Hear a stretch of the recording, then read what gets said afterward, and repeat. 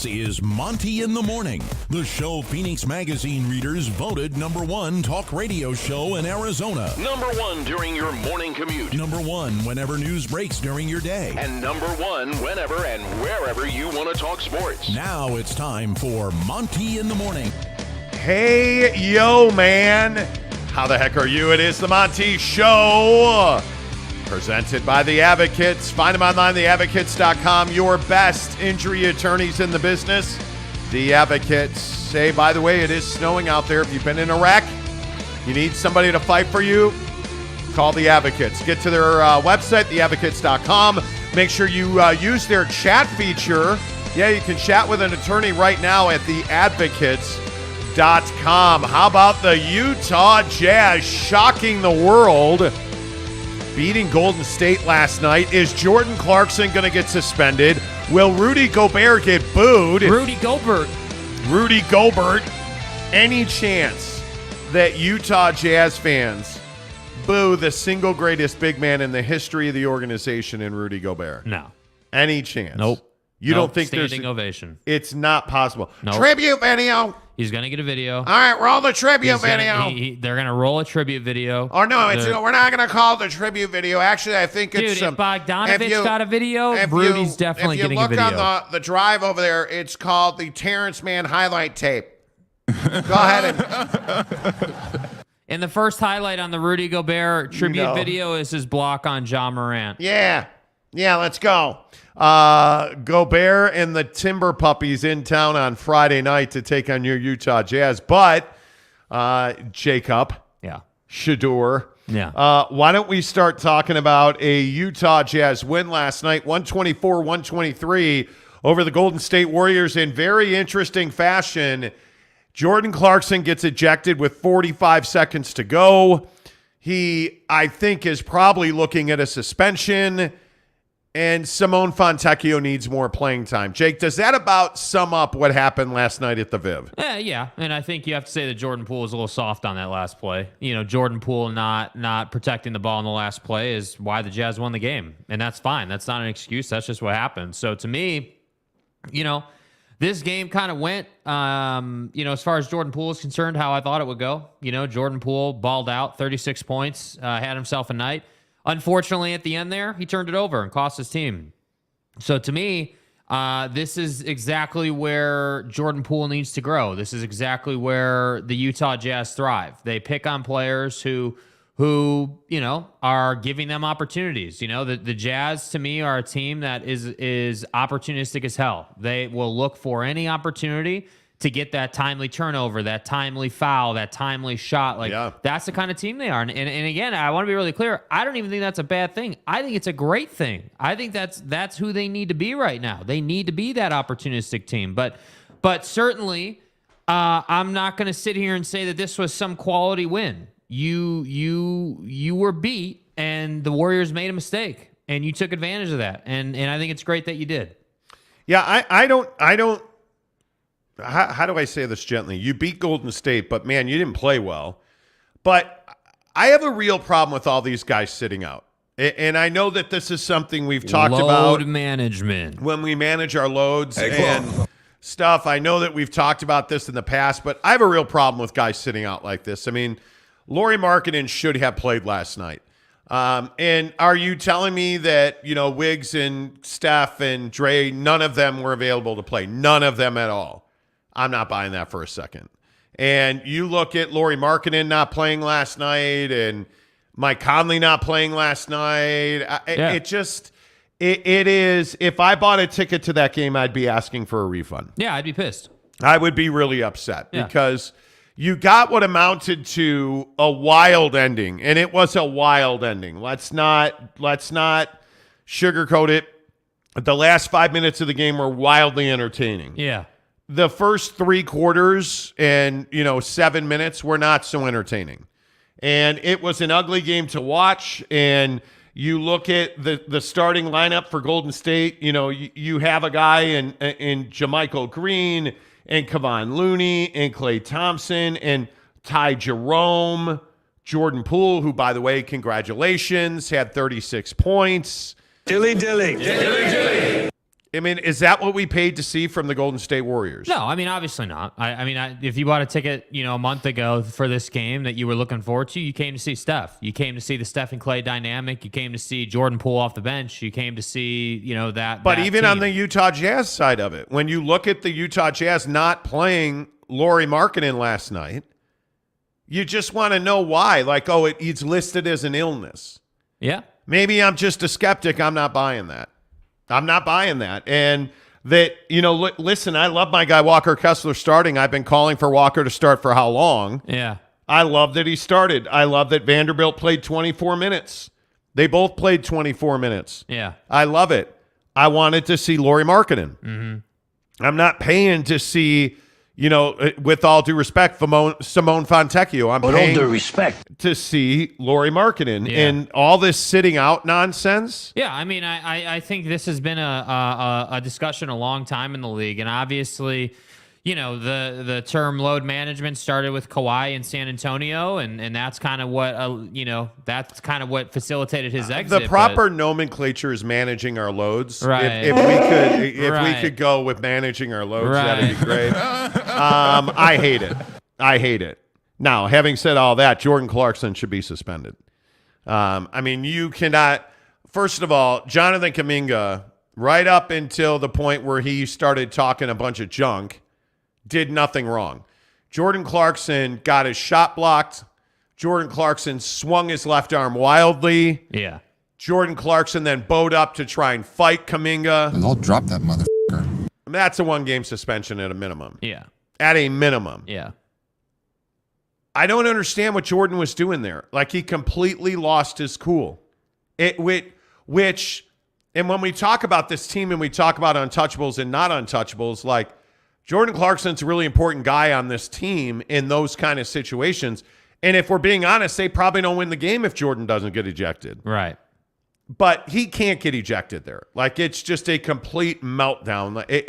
That was really disappointing out of Jordan Clarkson. Yeah, I mean, I think that Jordan. So obviously, this game was physical. Obviously, this was one of those kind of games where both of these teams are grinding against each other. There was a lot of physicality, a lot of tough fouls. Like, it was that type of game, and you could see it building in the third quarter. You could see that there were, this little thing here, that little thing there, and you're like, all right, we're building. We're gonna get some technicals here. Like, things are gonna get a little out of hand, and I really felt like Jordan got frustrated when the shot was blocked. Like, he wasn't frustrated with the initial foul from Kuminga at all. That's an every game, every night foul in the NBA. But I think Jordan was frustrated that Kuminga was able to recover after bumping him and block his shot. Yeah. And then for Kuminga to block the shot, get the rebound, if you will, get the 50-50 ball, if you will, that's where Jordan lost his cool. And then during the highlight, you see Jordan's like, whoa, we're good. And then what you just said, Kuminga starts talking. And I think that's where it's like Jordan has to be better in that moment, because Kuminga or any other player is always going to talk a load of junk to you in that moment. That's how the NBA he works. just blocked your shot, man. Yeah, like, dude. with less than a minute to go in the game. He was physical with you, blocked your shot, got the 50-50 ball. He essentially turned you over. And yeah, he's going to talk a load of junk. And then for you to be Mr. Street Fighter and like bow up and be Mr. Badass, this is what I said about Rudy. Jordan Clarkson isn't throwing hands. Jordan Clarkson isn't some guy who's going to go out on the court and fight somebody. Yeah. Like, get the hell out of here, man.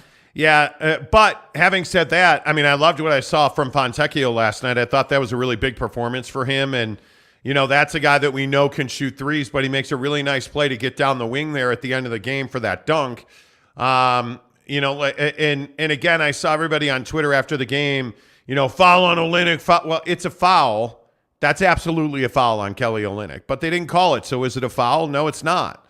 Right? Beasley makes a nice heads-up play, gets up the floor. Yeah. The play that's really head-scratching is Klay Thompson leaving Beasley open on that three. Like, Yeah, I don't know what you were doing there. I don't know what Klay Thompson was thinking. That's all Beasley's got. But really smart not to take the layup and kick it out to Beasley for three. Like, really smart. Mm-hmm. I thought that was a big deal. But this was a good night. If you look at some of the numbers out of the game last night, I think you got a really big performance out of Colin Sexton again. 27 minutes, 4 of 9, but 8 of 10 from the free throw line, which you love, 3 dimes, 17 points. Yeah. Again, I look at Malik Beasley, 4 of 9 from 3, continues to be a 40% free throw or a 3-point shooter, 3 rebounds, a dime, 18 points. Like, that's what you needed. But Simone Fontecchio, 6 of 10 from the floor in 20 minutes, 3 of 6 from 3, 3 rebounds, an assist, 18 points. Like, to me, he's the story of the game because I think he has earned more minutes. I think Simone Fontecchio is a guy that, as a Jazz fan, he can be that role player that shoots threes at a very high level. Is he physical enough to compete in the league? I don't know yet. But where he is and where this Jazz team is, Jake, I'm going to see more out of him. Yeah, 100%. And I think that, the last play where he dunks the ball there, that's extremely opportunistic. To be in the position that he was in on that play, you have to read the play really well. You have to understand, what's happening and what's about to happen so you can get, 3-4 steps ahead of the last defender. And that's what he did. So I love to see it. But yeah, I think it's interesting. Like, we always have the conversation about not overexposing guys. I wonder what that looks like for a guy like Fontecchio. Yeah. Is overexposure for him 20 minutes? Is he a 10-minute guy? Is he a 20-minute guy? Like, that's what I think remains to be seen. And I think you have to figure out what his true weaknesses are. Now, I'm going to tell you his true weaknesses are physicality. You're right. Like, I think, he's somebody that could be taken advantage of physically. But if he can make 4 or 5 threes a night, that's worth it to me. That's, that extra 15 to 20-point pop is worth it on any given night. So, yeah, I do think he should get more minutes for sure. Well, and then a double-double out of Walker Kessler is the other thing you got to talk about, and the fact that he started, which I really like. Can you start Walker Kessler and Lauri Markkanen together? I don't know. I guess we're going to find out if Lauri gets over this horrible, terrible sickness that he's battling, because, that would be the only way he'd miss a game. Right. Instead of, load management. Guy, you didn't play since Saturday. Anyway, I'm bitter. The point is, Walker Kessler starts, gives you a double-double. I don't know. I think there's a lot to like in this game. Yeah. I think there's a lot to be excited about. By the way, it was a huge swing. With the win, the Jazz are 6th in the West instead of 10th in the West. Yeah. The Warriors are now 4 games out in the West. This was a pretty important, positionally speaking. This is kind of important. We're in December. But, as we head for December 15th, which is, the first trade deadline of the season, where players who are signed to contracts can now be traded, as we head for that date, wins like this are ones that you're going to look back and remember. So last night was a big win, no doubt about that, as we talk about the Jazz beating Golden State 124-123 in just a wildly entertaining game. So should Jordan Clarkson be suspended? I'd give him a game. I wouldn't give him more than that. I think it was a heated moment. I think we've seen a lot worse in the league, as far as physicality and swinging on guys and everything. So I might give him a game. I could also see, giving him a fine. I don't know. Like, I can see it both ways. A game is probably fair. I probably wouldn't go too much past that, though. Yeah, I think you got to give him a game. That wild swing. Yeah. Out of frustration, I think was dumb. Well, it's an ejection. The headband thing too, the headband in the crowd thing. He got fined for that. So he's kind of been heated lately. Yeah, I think he gets a suspension. And oh, by the way, we have to work in Rudy's return. So no doubt he gets applause. No doubt he gets a tribute video. He's gonna get a tribute video. He's gonna get standing ovations. I have no question about that. 100% fan favorite. Best big man in Jazz history? Yeah, I don't know. I don't know Jazz history well enough. I would tell you best big man in recent history. Okay. He wouldn't survive in the Stockton and Malone era. I can tell you that. Yep. Neville93. Good morning to you. He says first one in. Good morning. What a game last night, indeed. Pied Piper. Jake was right about Poole. Look at that. By the way, some breaking news: Brittany Griner has been released. Oh, she has. Yes, in a prisoner swap. Really? And Biden will be speaking on it, I believe, at 8:30 Eastern. I don't know. I follow Caitlin Collins because obviously. So, yeah, she's being released, which is amazing news. Finally. Wow, that is a big deal. Yeah. We need to get the old CNN or Fox we need to News get some details on that. Wow, that's if in fact that is what is happening. That's huge. because she's been Brittany Griner freed as part of a prisoner swap, according to CBS. She is in a 1-for-1 prisoner swap with Russian arms dealer Victor Bout. Wow, there you go. It is Victor Bout. Wow, that's huge. Yeah. She is out. She is already out. She is in U.S. custody now. Wow, that's amazing. So breaking news this morning, if you're just tuning in, as it happens, Brittany Griner has been freed from a Russian prison in a prisoner swap with a big Russian arms dealer. It's an incredible thing. I mean, I think it's absolutely what, people have been waiting for, and I hope all the people that were criticizing Biden over this are happy, and I think that, I never like seeing Russian arms dealers be set free, but I think you don't have a choice. An American, is being held by the Russians. You got to get it done. Yeah, this is a big deal. You know what? I think it is. I think this is, wow. I don't know, just reading some of the details on this. Obviously, does it matter? Oh, it matters. Yeah, I mean, does it matter that you give up a Russian arms dealer to get her? To get her free. But on one hand, yes, it matters, but on another hand, it doesn't. I mean, the first thing that needs to be said is it's an American being held by Russians. Unfortunately, you have to do what you have to do to bring someone home. You have to. It just is what it is. And I think that, yeah, again, like I just said, you never like to see an arms dealer to that level. That guy is a notorious arms dealer, yes. A big name for them. You never like to see those guys get set free, but what are you going to do? You need to bring her home. She's an American. She is beloved. She's everything that you would ever, hope to be as a citizen, in my opinion. And I think that, the outpouring of love and support, I didn't love the criticism that the NBA and WNBA community laid on Biden, because I think prisoner swaps are much more complicated than, hey, just call up Pootie and say, hey, we'll give you this and you give us her. The Russians clearly wanted to make a point with Griner. They wanted to put her through the trial. They wanted it to be front and center, and they wanted to make you suffer a little bit as the president. And that's what happened. So it's not as though Joe Biden's sitting there saying, oh, well, we're not interested in bringing Brittany Griner home. Obviously, he wants to bring Brittany Griner home as fast as possible, and it's just a process. So I think you had to do what you had to do. It just is what it is. Yeah, I think that one of the things that's very clear here, just reading the reaction, is that people are wondering what took so long. What took so long? I think this is remarkable. I mean, you're talking about this in terms of less than a year. I'm trying to figure out just how many days exactly Brittany Griner has been in custody. And by the way, now the president has commented. He said, moments ago, I spoke to Brittany Griner. She is on a plane and she is on her way home. President Biden says, wow, that's crazy. That's crazy. Can you imagine the feeling of getting that news that you're going to be free?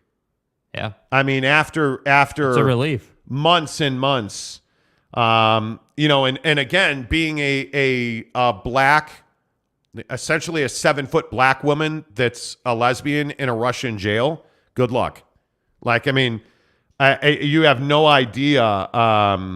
You just have no idea of what that must have been like for her. 11, she had this Russian arms dealer, Victor Bout, had served 11 years of a 25-year prison sentence in the U.S. This is just short of a year. Brittany Griner's been in jail on drug charges. Mm-hmm. By the way, not that I blame Brittany Griner. I hope this serves as a lesson to other people. Well, and I think that's what you have to understand here. And we're going to get back to the Jazz in a second. But I just hope that people understand, you can't go to foreign countries and take any chance, even on the smallest thing, because not that it's Griner's fault, because I agree what the Russians did is ridiculous, but man, you just can't You can't take any chances when you're not on American soil. Yeah, I just I don't know how I don't know how you do that. I really don't. I mean, and there's so many Americans being held around the world, especially like you look at the Russians. She's not the only American being held by the Russians. Yeah. By the way, but we'll see. Let's see. Brandon says she snuggled drugs into Russia knowingly. Actually, no, she did not. She did not smuggle That's drugs. not at dude. all what happened. Get the hell out of here. Tyler said, glad she's finally set free, but the price is a bit steep. A bit steep. This is Dude, very steep. That was an ass kicking for what amounts to oil. Like, come on. Yeah, I mean, this is the price that you're paying to free Brittany Griner. I don't know that there is too much of a price. I mean, he's an arms dealer. But Brittany Griner was being used as propaganda. I mean, there's no question. There's no doubt. Yeah, there's no doubt. I mean, that's what I'm saying. It's not as simple as it. Like I feel like everyone characterizes it as, so in February when Griner was initially detained by the Russian police or whatever at the airport, I feel like everyone thought, Biden can just call up Putin and the boys, and get this done. Right? Like, yeah, she's going to have to go through the trial, but she'll be home in a month. Like, it won't even be a big deal. It's fine. That's not how the Russians operate. We've seen this time and time again. The Russians are out to make a point when it comes to Americans. They hate us. They don't like us. Like, we are their arch rival. Do you think it's some kind of surprise that she was put in a penal colony? Do you think it's some kind of surprise that she was made to work? Like, come on, dude. Well, I mean, this is, and by the way, I think the other thing that's really important to note is this is second prisoner swap with the Russians in, 3 months? Yeah. So, I mean, this is pretty remarkable that you're able to negotiate with the Russians, who, by all accounts, I mean, this is one of the worst periods in relations between this country and Russia. But if you're just tuning in, Brittany Griner's been freed from a Russian jail this morning in a prisoner swap with a Russian arms dealer who was serving 25 years. And that arms dealer, by the way, had sold guns to the Colombian rebels. Yeah. Who said that they were going to use the guns to kill Americans, which is why he got a 25-year sentence. And if you remember, Brittany Griner was arrested in Russia when she was leaving the country just after the Ukrainian war broke out, because she had cannabis oil in her bags, which basically she was vaping. She was using cannabis oil to vape. So she was not smuggling drugs into Russia. That's not at all. It's ridiculous. That's not at all what happened. But yeah, can you, I mean, I just can't even imagine. I can't even imagine that if you are a professional athlete who's an American abroad, that you have to understand that you cannot do what Brittany Griner did. Yeah. I mean, and she has to have some level of accountability. Is it her fault that Brittany Griner got arrested in Russia? It's not her fault. She made it possible, though. She opened the door to be leveraged for propaganda and to be paraded in front of the Russian and the world media, really, because she had cannabis oil in her bags.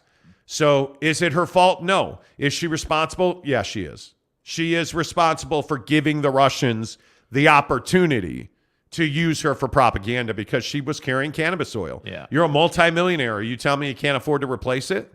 Come on now. I mean, it really just was not well said. You know, like it is something that is, I mean, and cannabis oil, just so that we're clear, there is some question about whether cannabis oil is even illegal in Russia. Because when you look at like her conviction essentially was for drug smuggling. Yeah. Cannabis oil is not drug smuggling. No. It's not. You know, like it is used around the world medicinally for medical purposes. That's what I'm saying. They were just looking to make an example of it. Like it's so clear what the Russians were doing here. Yeah. I mean that I don't even know that it's inarguable. Yeah. And you know, I'm not gonna Brandon, I'm not going to read your comments, dude. Like, it is so ridiculous that you're making the argument that she's smuggling drugs. Come on. Yeah. Like, that's just not legit. I agree. I agree with you, Neville93. I'm happy she's free. F all the talk. Yeah, absolutely. Yeah. Matthew Del Rosario says foreigners should be scared of going to Russia from now on. Yeah. But the funny thing is, Russia is actually a lucrative proposition for professional athletes from all over the world, whether it's hockey, whether it's women, certainly women's basketball, men's basketball, soccer. Like, they have a very, very lucrative living. And I've known several women, having been around the WNBA quite a bit, I've known several women that have played in Russia and become millionaires because of it. Yeah. So, NY Monty fan said, I liked Monty's take on all this from the podcast when all this first went down. Yeah. Tanner, good morning, says, that's great. Brittany's out. It will be nice to see Brittany burn an American flag on American soil again. It's the little things. Well, I'm curious how she will handle this because her family, I think, was absolutely foolish in their comments. Yeah. I mean, if I'm Brittany Griner, I'm not saying anything. I'm not going saying back to anything. The grind. I'm going back to playing basketball. Like, I'm just doing my thing. I mean, I'm just going. I'm trying to live. I'm trying to rebuild my body because you can't tell me she hasn't suffered physically. Yeah. Like, it is. Yeah, I think they're. Yeah, absolutely. Let's see. Justin Marby Dog, excuse me, says it is illegal to fly with THC oil in America and Russia and everywhere else. It is, yes, but possessing cannabis oil in Russia is not illegal. So there is some. It is what it is. It is what it is, man. Why do we obsess on the legality? Why can't we just be like, yeah, it's great she's out. Yeah. It's great she's home. Yeah. Like, OG said, to be fair, there's plenty of arms dealers to replace any that get jailed. I don't think one being traded will make that big of a difference. This particular guy, his name is the Merchant of Death. It is this particular arms dealer made it his business to sell arms to people that were going to either use them to attack Americans or kill Americans. Like, yeah, some of the deals he made, some of the deals he made were crazy. Anyway, feel free to continue to comment. I think it's very interesting that Brittany Griner's out this morning in what is one of the shortest turnarounds, and yet I think probably politically it will be too long for the Biden administration. Never mind that she had to go through a trial and they were not going to do a prisoner swap. That to me is the biggest deal. But anyway, your comments on the Jazz. To reset again, if you're just tuning in this morning, Brittany Griner freed in a prisoner swap with Russia. So Brittany Griner is on a jet headed back to U.S. property. The theory is that she's going to go to Germany first, and then she will fly back to the States to be reunited with her family. I think very clearly the biggest story in sports this morning is the Jazz 124-123 over the Golden State Warriors in what was a chaotic ending to the game that saw Jordan Clarkson get ejected. Yeah. It wasn't a fight, but trying to fight Jonathan Kuminga, if that's a thing in the NBA. A flagrant foul, a flagrant 2 was called, leading to the ejection. Kuminga and Clarkson exchanged words. Clarkson had his hands up, ready to fight. I think he's probably going to get a game suspension just on the merits of the flagrant 2 alone. Yeah. But then the whole ruckus afterward. So we'll have to keep an eye on that. The Timberwolves are in town on Friday, so you'd really like to have JC for that game. Lauri Markkanen, by the way, missed a game last night with what's being called an illness. Some people say he was at home managing his load. We'll see. I don't know. What am I? What? What? What am I supposed to say to that? If I were you, I would say get to TryDayTrading.com/Monty, which is, as always, our Jazz and NBA talk on this show is brought to you by our good friends at TryDayTrading.com. Day trading is a lucrative way to make a living, and it is absolutely exploding now. And I think a lot of people are coming out of this crypto crash looking for other ways to make money. TryDayTrading.com. If you're somebody that's already in the market, if you're somebody that's always wanted to dabble in trading stocks, and you want to do that on a daily basis where you're in and you're out and you're making profits. And if I said to you, hey, it is December 8th today, right? And we have got essentially 12 working days until Christmas. Hey, you know what? If you've got 12 working days and you could make $12,000, would you do it? And I think unequivocally your answer would be yes, you would do it. Yeah. That's what you can do at Tri-Day Trading. There are people who have gone through the Tri-Day Trading program that make over $1,000 a day. There are some who make hundreds of dollars a day doing it as a side hustle. Whatever your schedule is, Tri-Day Trading has a program for you. And all we're asking you to do this morning right now, support the show by going to tridaytrading.com/Monty and watching the free webinar. Let us know what you think of it. Because I think what happens with just about everybody who watches the webinar, you're really interested in it because they show you how their program works, and you hear from a ton of people who've been through it, and you hear the success stories of the people who are like, hey, you know what, I've worked. There's one of the guys that went through the Tri-Day program was a grocery manager for a major grocery chain. And so he was working every Christmas, every Thanksgiving, working late at night, doesn't get to see his family, goes through the tridaytrading.com program, and now he works for himself. He doesn't work at the grocery store anymore. He's self-employed. He's built generational wealth now because he went to the Tri-Day Trading program, and it all started by him watching that free webinar at tridaytrading.com/Monty. Your thoughts on the Jazz? Let's see. Tyler P says, yes, let's hear what Kuminga said. I bet it's way worse than anything Clarkson did. Well, I think it was very curious that Jordan Clarkson absolutely exploded based on something that Kuminga said. But There's no doubt about that. We can sit here and blame Kuminga. We can blame Clarkson. The fact is, it's a heated moment. Like, you know what I mean? Like, they're clearly battling. It is what it is. Like, I don't think that Kuminga should be suspended. I don't think Kuminga should be. I don't think Kuminga did anything wrong. Yeah. I mean, he had all of his teammates holding him back, or he would have just absolutely done nothing. Yeah. I always love that in NBA fights. Let's see. Tanner Plummer says that was such a crazy game last night. Glad Utah came out on top indeed. Yeah, I see all your Brittany Griner comments. See, I kind of knew this would be a bigger story. But let's see. Marby Dog says betting on basketball is more reliable than the stock market, not day trading. See, that's the thing. I wonder how many people understand what day trading is. I'm curious about that. Matthew Del Rosario said Clarkson lost the ball to Kuminga, then wrapped him up in frustration. I think what triggered him was the second motion when Kuminga pushed him off and said something. Well, the problem is that Jordan Clarkson swung down aggressively with his left arm. That's why it was a flagrant foul. Yeah. And he made contact, which is, ultimately never good. Mm-hmm. And if I'm Kuminga, I'm not happy he did that. I'm sure he did say something. But Kuminga wasn't the one, like Jordan Clarkson was bowed up ready to fight. Kuminga never did that. So I don't think you're justified in suspending Kuminga. I think you're justified in suspending Jordan Clarkson. Yeah. So, Tyler P says, oh no, swung down, the horror. I know, right? Boyd Lake says NBA fights are usually slappy girl fights.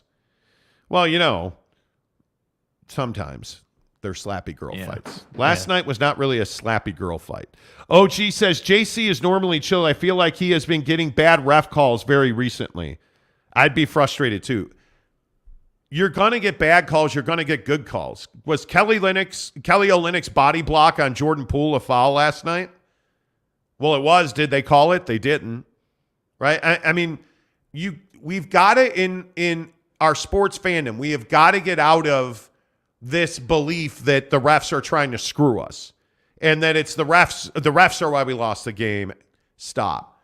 The refs are not why Golden State lost that game. The refs are not why the Jazz won that game. The Jazz won that game, frankly, because Klay Thompson decided not to guard Malik Beasley. If we're being totally honest, if we're truth-telling on Golden State, Jordan Poole has to be better than he was on that last possession. 100%. Like, what are you doing? Yep. That's just a terrible decision. Yeah. So the refs are not why Golden State lost or why the Jazz won the game. It drives me crazy that people are like, oh, God, the refs killed us. No, they didn't. Yeah. No, they didn't. They did not. They did not. Tanner says, I never blame the refs, and I'm not starting now, but So go ahead and blame the refs. How do you think Clarkson has been treated by the refs? Are his complaints well warranted? They're not well warranted. This was the problem and has been the problem on this team for years. It was Rudy Gobert's biggest issue. It was, Donovan Mitchell getting ejected 2 years ago or last year in Philly. Who wins the battle of the officials, by the way? Who's the winner? Yeah. Who's the team that comes out on top after, nobody comes out on top. Nobody. MDR says NAW was huge last night. He really was. The kick out pass to Beasley for 3, then the steal on Poole. KO also stole the ball off of Clay before that. I think Nickeil Alexander-Walker is blooming. You're starting to see him really grow, shooting the ball well. Defensively, he's taken a big step forward. He could not compete defensively last year at times.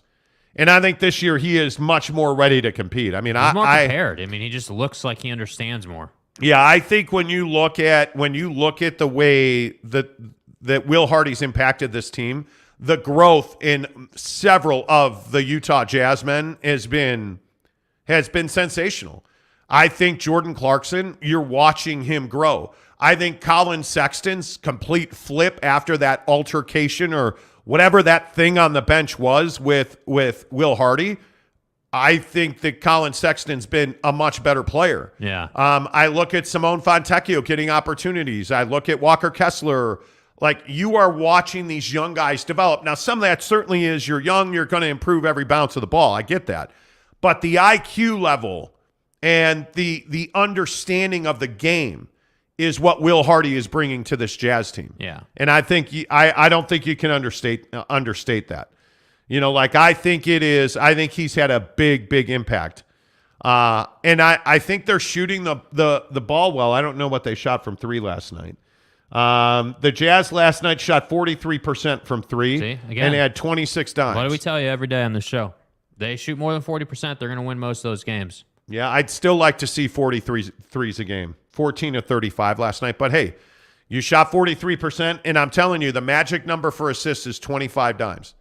This team has to have a minimum of 25 dimes. Have to. That's the only way this team wins. Yeah.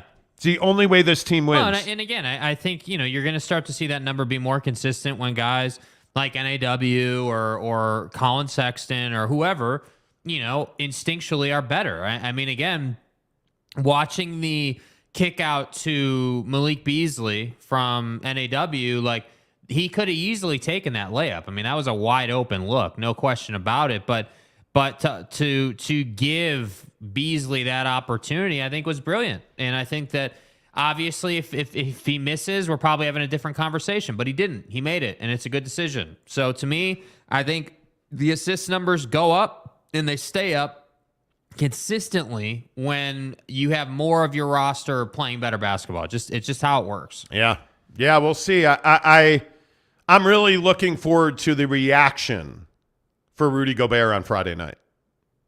I'm looking forward to from that. The fans. Yeah, I want to. Is it like a rousing round of applause? Yeah, it is. Yeah, it is. 100%. I have no doubt about how this is going to go. Everyone's going to slurp Rudy Gobert. They're going to say he's the greatest thing since sliced bread in the organization. And, then he's going to get into some fight on the floor late in the game when they're battling and they're losing by 5, and then the fans will feel differently about it, I'm sure. But to start the game, he's going to get a loud standing ovation. I guarantee so? it. Yeah, 100%. Okay. I don't disagree with that, actually. I really don't. By the way, T-Wolves won last night, 121-115 over Indiana. And the greatest center in the history of the Utah Jazz had 16 points and 21 rebounds. I'm a man! 3 steals, 2 blocks, and was a plus 15.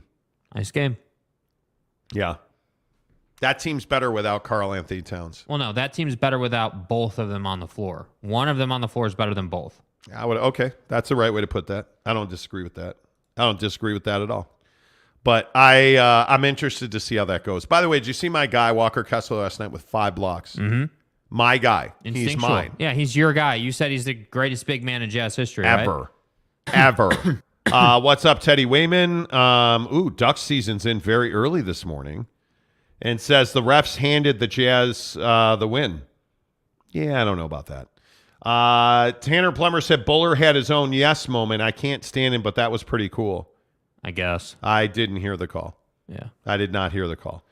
Duck season says, I actually watched the game in the fourth of the Utah Jazz were handed a free win with those calls. Yeah, a free win. A free win. Teddy, what's up? Tanner says, can't wait to see Kessler take Gobert to the woodshed. That's not going to happen. Dude. That's not going to happen. Justin Salas, how the heck are you? I want Kessler to block Rudy to cement that we thoroughly won that trade. That could be. Absolutely could be. Mr. E says Clarkson showed in the last minute how dumb he can be with that crazy pass and trying to shoot over a 7-foot center. I would agree with the sentiment that Jordan Clarkson he's so up and down. He's so inconsistent. Is Jordan Clarkson ever truly elite? No.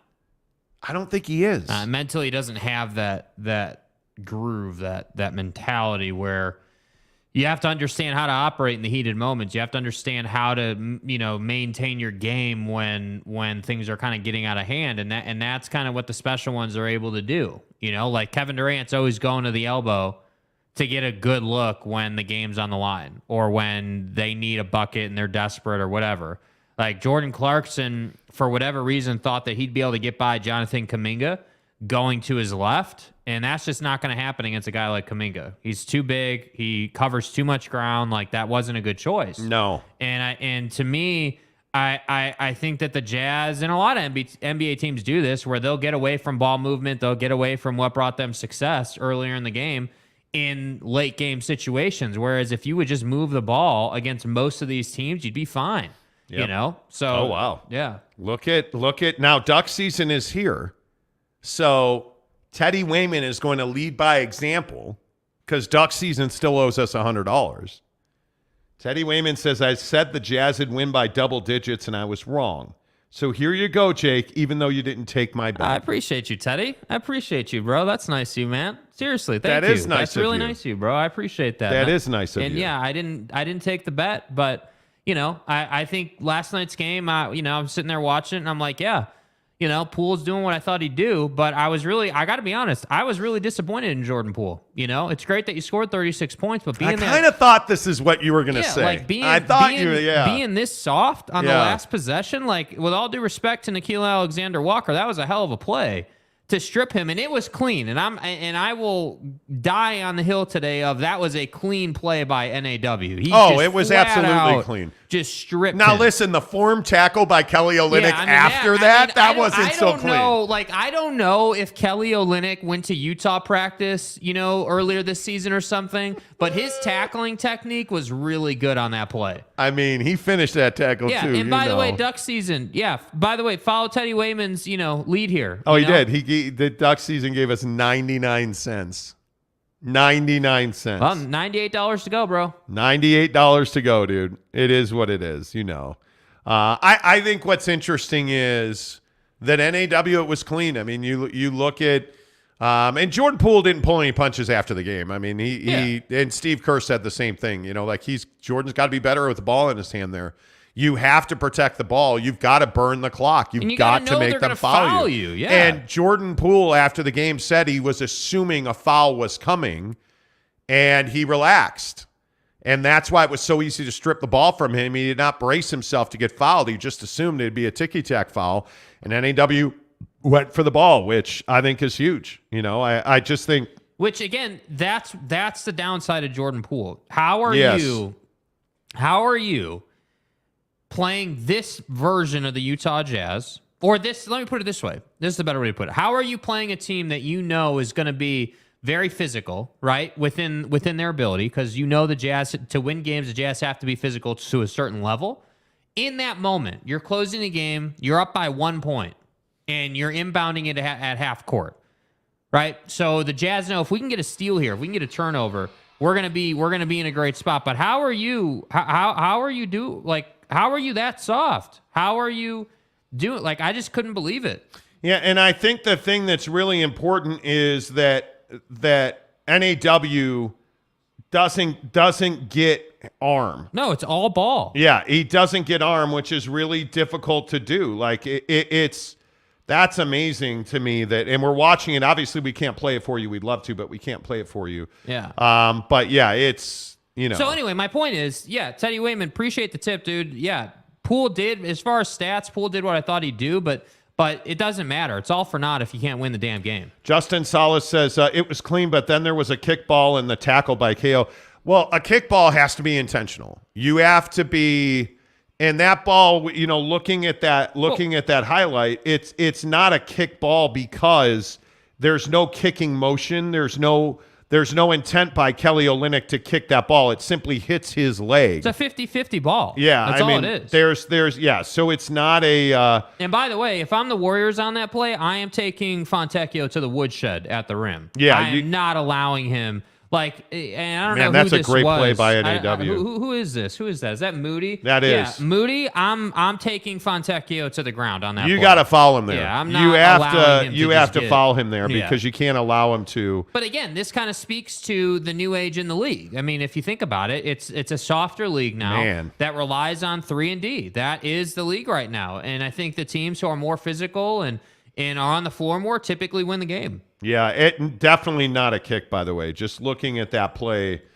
No, NAW. And that's all ball. Yeah, dude. That's all ball, too. Yeah. I mean, to me, I just think it's a remarkable play. Give the Jazz credit for what they did. Yeah. Was the KO play a foul? Yes, it was, but it wasn't called. So who gives a damn, right? Wasn't called. It was a play in the middle of chaos. So NAW made a bunch of plays down the stretch, and they won the game. Give them the credit. It's fine. It's not a big deal, And I still maintain, is this a different result if different guys are playing? Yes, but they didn't play. And that's what I'm saying. Let's just tell it how it is. It's the truth. They made more plays than the Warriors down the stretch. The Warriors did not put the Jazz away when they had the chance in the middle of the third quarter, and now you pay the price. And that's how the league works. Yeah. I think it is. Yeah, it's really interesting. Gage Carter gives us a $5 tip. Thanks for being a part of our day. We love you guys. Best show in America. Thank you very much. Appreciate that. I want to update you real quick on the Brittany Griner situation. Some details have come out. They flew Brittany Griner and this arms dealer. So Brittany Griner, the American female basketball player, was released from a Russian prison this morning. What they did is they did a prisoner swap for this arms dealer known as the Merchant of Death, who was serving 25 years for selling illegal arms to Colombian rebels. They flew them both to Abu Dhabi, and at the airport in Abu Dhabi did the prisoner switch. And by some reports, they both got on different planes, flew out. Brittany Griner was flown to Germany, and then she is on her way back to the United States. But it just goes to show you exactly where and how all of this happened. And I will give credit where credit is due. Most of the mainstream media is crediting the Biden administration for getting Brittany Griner out of a Russian jail so quickly. This is pretty historic. There's never been a prisoner swap, or there's never been an American who's been wrongfully jailed in a foreign country, especially in Russia, freed so quickly. So I think they pretty much moved heaven and earth. But again, Brittany Griner is out of Russian prison this morning. She is on a plane. She has already spoken to President Biden, who just met with the media this morning to detail this. But again, it looks like the details are Brittany Griner freed in a prisoner swap. She was flown to Abu Dhabi, where they did a prisoner swap on a tarmac at an airport, and then she was flown to American soil, which I'm guessing is Ramstein in Germany. But then she will come on to the United States, be reunited with her family. But just a really, really big story. Yeah. This is going to be a 30 for 30. This is going to be a 60 minutes. This is the documentation. The thing that I'm worried about, my biggest concern for Brittany Griner is her physical well-being, because we've seen in the past that American prisoners are treated just terribly, like physically abused. Beat them up as much as possible, but keep them alive. Yeah, they're not fed. Yeah. They are not given water routinely. They do not eat for days and weeks at a time. Like, they just are not treated well. So it's going to be interesting to see exactly how she is doing physically. I would guess she's probably gangly. She's probably not well. She's never been a large person. I mean, she's just, I think she's 6'9". I mean, she's a basketball player, dude. Yeah. You are long, lanky, skinny, you know, type build. I mean, that's what, you know, a center in the NBA or WNBA, that's what your body has to be to play that position. So if you think about, hey, like, she looked the way she did at full strength and full build, imagine that and chop probably, I mean, realistically, 20, 30 pounds probably. If you're not being fed every day, if you're not, you know, not being fed, but then adding on the work she probably had to do. And like, I just wouldn't be surprised, you know, again, through no fault of her own, if her body is just wrecked right now. Well, and I really hope she gets back, Brittany Griner gets back to where she wants to be. I mean, if she wants to play ball, I hope that physically she's able to rebuild her body and her mind. That's always the most difficult part in these situations. The torture that you suffer never leaves you. So, again, it's just a remarkable story. Brittany Griner freed in a prisoner swap this morning in Abu Dhabi. It looks like she was flown to Abu Dhabi, and she is now free. And she is headed on her way back to the United States. Dude, I mean, in duck season, you're working hard to get blocked here, dude. Like, some of the stuff you're saying is kind of ridiculous. Like, come on.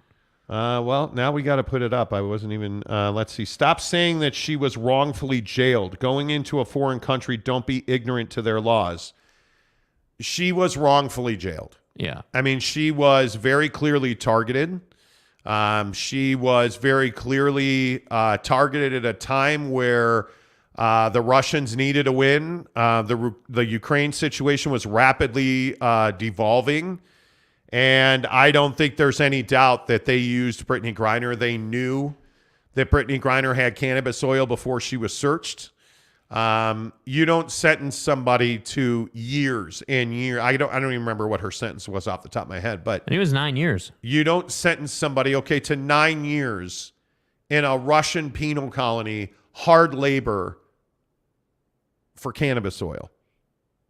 You don't do that. You don't. And while, I mean, you can say a lot of things about her culpability here.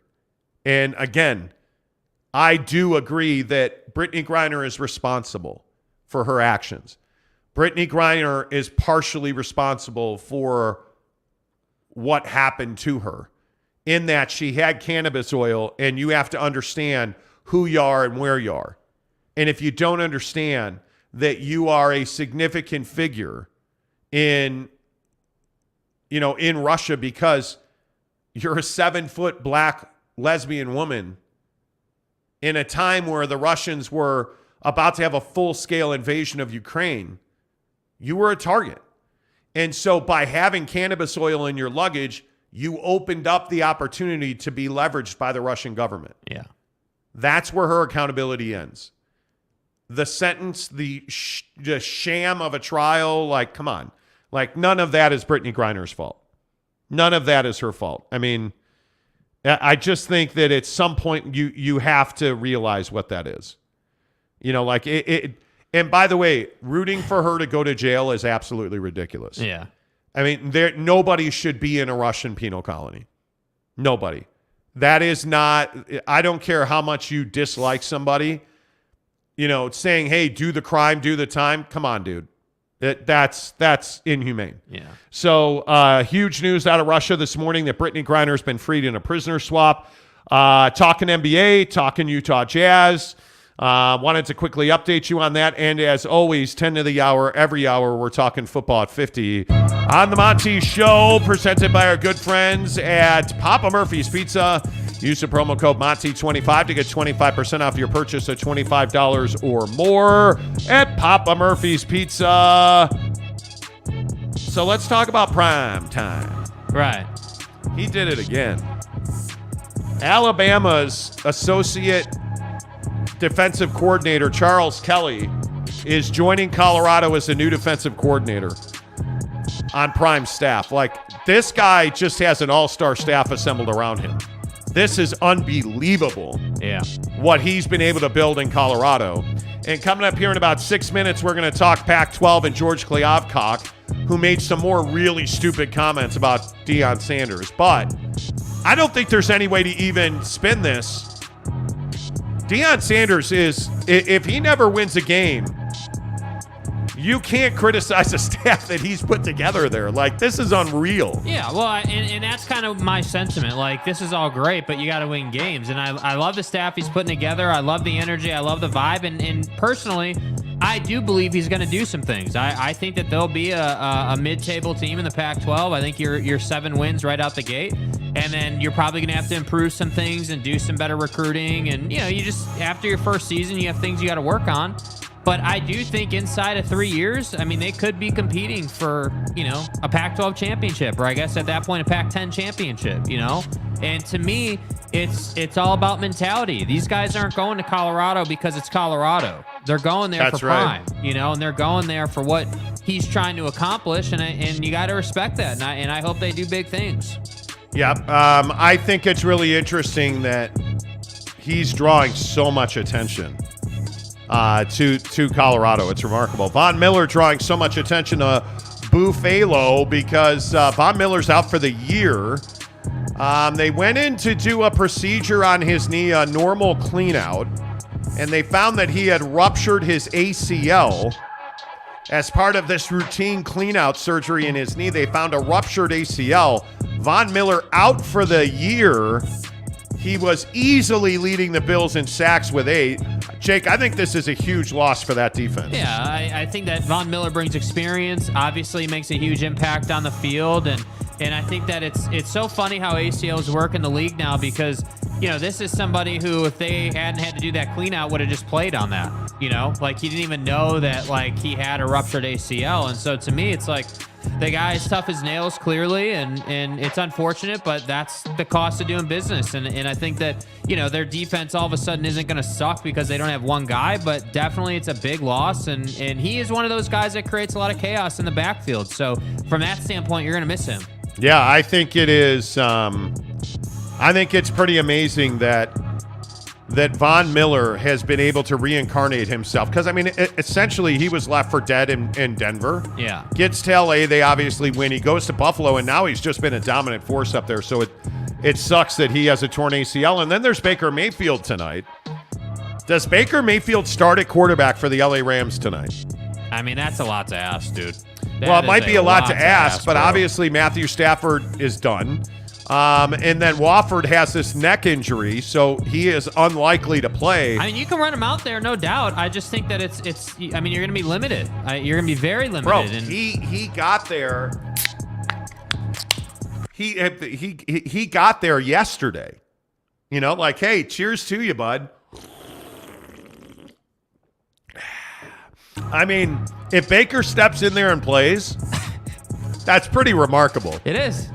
Yeah, it is. I mean, as much as I think we should pour some out for Von's ACL, yeah. I say cheers to you, Baker Mayfield. Pour some out for good old Stafford, Yeah, but don't pour too much out because there's nothing better than a cold one with a beautiful Papa Murphy's pizza that you saved money on because you used the promo code Monty25 in the Papa Murphy's Pizza app. Papa Murphy's presents How to Change the Way You Pizza. Step 1, carefully knead dough. Step 2, artfully spread sauce. Step 3, add fresh mozzarella and assemble toppings. Step 4, realize we already did all that for you, so all you have to do is bake it. For a limited time only, get the Hog Heaven Pizza with Canadian bacon, ground sausage, and crispy bacon. Papa Murphy's, change the way you pizza.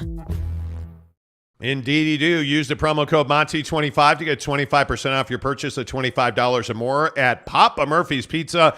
And again, I'm telling you, Uncle Monty is here for you. Yeah. I'm here for you. Yeah. Extra barbecue sauce. Don't use red sauce on your pizza. Please. We're men now, right? Like, I mean, we have testosterone in our veins. Everybody but Jake's balls have dropped. Like, yeah. I mean, we're men now. So we put barbecue sauce on pizza. I'm a man. And my pizza order is traditional, double barbecue sauce, cheese. Give me the onion mix, right? Give me the mushrooms. So I said, yeah. Give me the pineapple. Give me the cheese. Give me the green onion. We're good to go, man. And then you get the take and bake chocolate chip cookies. My God. I mean, what more do you want? What more do you want? Yeah. And by the way, I'd remind you, I'm doing that and losing weight, eating well. Like I'm telling you, Papa Murphy's Pizza has it all, dude. Now, I would also say the hog heaven. I am craving a hog heaven today. Yes. And coming up in about an hour and a half, we are going to tell you exactly why you should go to McDonald's today. And if you don't have the McDonald's app on your phone, you're doing life wrong. I'm telling you right now. All right, let's see. Matthew Del Rosario says, I'm halfway around the globe. I'm awake for this 10 p.m. out here and still stoked about that win. Let's go. Let's go. Where are you at? Are you in the Philippines or where are you at? Yeah, where are you at, dude? Teddy Wayman says, Prime is such a beast, man. Straight up legendary player and legendary leader of men. Yep. Isn't that it, Teddy, though? Yep. Isn't he like the leadership? And if you haven't watched it, it's funny. Like a bunch of people sent me Prime's speech to the Colorado team, but I was talking to Greg Hawkins the other day. Yeah. About this. He sent me the YouTube link of the full speech, and I was watching it, and he just keeps saying, I'm coming. Yeah. Are you tired of losing? Whatever he said. I don't remember exactly what he said, but he essentially said, are you tired of losing? Well, I'm coming. I'm for real. Do you think this isn't for you and, you want something else? Well, I'm coming. I'm for real. And he just kept saying it, and it was unbelievable. Incredible. It was unbelievable. And I think we also can't skip over the fact that Prime understands marketing clearly. So if you think about the way this all went down, you remember the small clip that came out that everyone was all pissed off about. Hey, I'm coming, and my luggage is Louis. And by the way, if you can hop your ass into the portal. If you don't like it, go ahead and hop in the portal and get what you can get. Yeah, and get what you can get. And everyone was all pissed off about that. How dare you? How dare he talk about guys not being good enough to play on his football team, even though there's a bunch of guys there that's not good enough to play on his football team. That's what I'm saying. How dare he say that? Then the full speech comes out, and what do you know? It's a small, tidbit of this bigger message. Everyone's like, oh, we get it now. And you just can't replace that understanding of marketing. By the way, duck season is added to his ownage list. It's now Oregon owns Colorado, Utah, and BYU, but he also owns you. Don't forget. Right. In duck season, you've never told us, are you a man or a woman? Because you said you own Jake too. So yeah, let's see, Jeff Johnson. You guys seeing Big Tommy's new chick?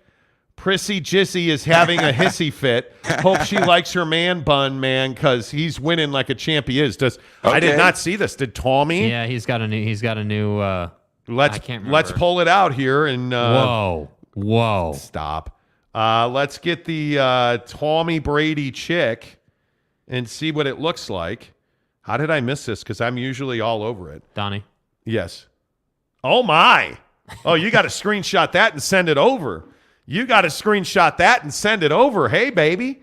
I mean, I just want to provide you guys with the image so you can, so you can see what we've been talking about. It just helps the show. And she's even got a Tommy jersey already. Give me 1 second. Come on, bro. Give me 1 second. Come on, bro. We'll get to Tommy here in a minute. How long, when you break up with somebody, and Jake, you know this, you break up with people over text all the time. Right. How long do you have to wait to go and date somebody new? I don't know if there's a timeline. There's not. I don't know. We'll see. Cody Strickland on Brittany Griner. I respect you guys, as you know, but for real, she broke the law. She knew she broke the law, and now we okay to free a killer Russian out due to outrage on freeing her. Okay. Where do we even begin with this? You really think that she should have been in a Russian penal colony for 9 years? I mean, this is, first of all, she went to jail on February 17th. She was arrested. Right. They went to war, full-blown war with Ukraine on February 24th. You don't think that's coincidental? Come on now. B, it's cannabis oil, which is readily available across the globe. So let's not pretend that she robbed a bank or, like is accused of spying or that she killed somebody like the Russian arms dealer has. Are you serious about this right now, dude? Come on. Like I can go to a certain extent. And I can say, hey, you know what? Yeah, you know what, man? You're absolutely right. She should not have had cannabis oil. There's no doubt about that. Okay, great. Send her to prison. Okay, she should go to jail. She should be punished. I'm not going to say she should ever go to a Russian jail. How do you guys for that. have no empathy? I just don't. How do you have no empathy? And Cody, I'm talking directly to you, bro, with all due respect. How do you have no empathy? How are you going to sit there and say, yeah, do the time, do the crime? That's essentially what you're saying. You're advocating, you're taking that side of the stance, and that's unbelievable to me. Right? Yeah, because, I have a problem with that. Yeah, I have a big problem with cannabis oil, and listen. Like, no perspective, no empathy. Like if you had done something like this, where it wasn't really a big deal anywhere else, right? Like nowhere else would this have happened. It's Russia. She made a mistake. Clearly, she needs to be held accountable for that. But being put in a penal colony, do you have any understanding of how much of a beating you're going to take doing what they ask you to do in those penal colonies? In that part of the world, by the way, where, again, not to belabor the point, she's black. They don't generally treat minorities well in prison. She's a lesbian. And in Russia, that is absolutely taboo.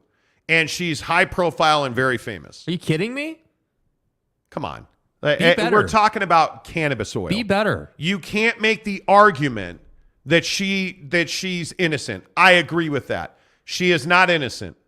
But you also can't make the argument that she wasn't targeted and used to leverage the American government. You really think she should have been in a penal colony for cannabis oil? It's just so far over the top. It's so far over the top. And I just, yeah. All right. The Monty Show, before we get to Tommy, the Monty Show is presented by The Advocates. Make sure you find them online at theadvocates.com. The best injury attorneys in the business. We drove the lifted Rubicon to work this morning because it's snowy out.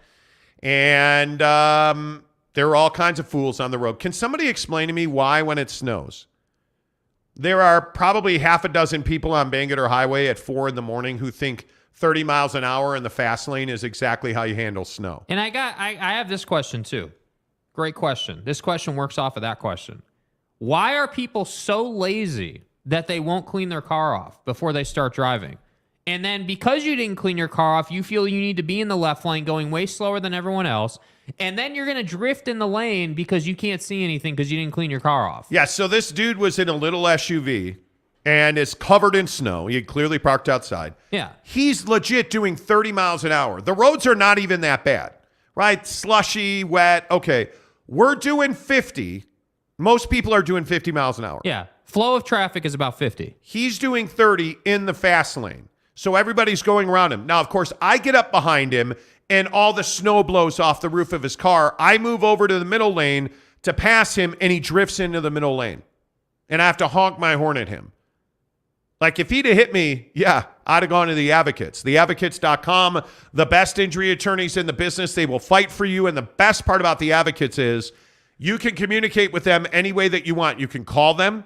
You can chat with them on their website. You can chat with a lawyer on their website right now, theadvocates.com. And no matter where you are, Idaho, Utah, Arizona, they're ready to step in and help you right now. They're the best injury attorneys in the business at theadvocates.com. Make sure you tell them Monty sent you. Let's get you Tommy.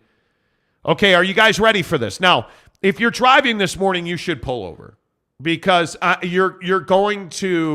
your senses are going to be stimulated. Right. Take that for what it's worth. There's Tom Brady's new girlfriend. Apparently, she goes to football games. Hey. I mean, she's pretty. It's gorgeous. That's a good-looking girl. Yeah.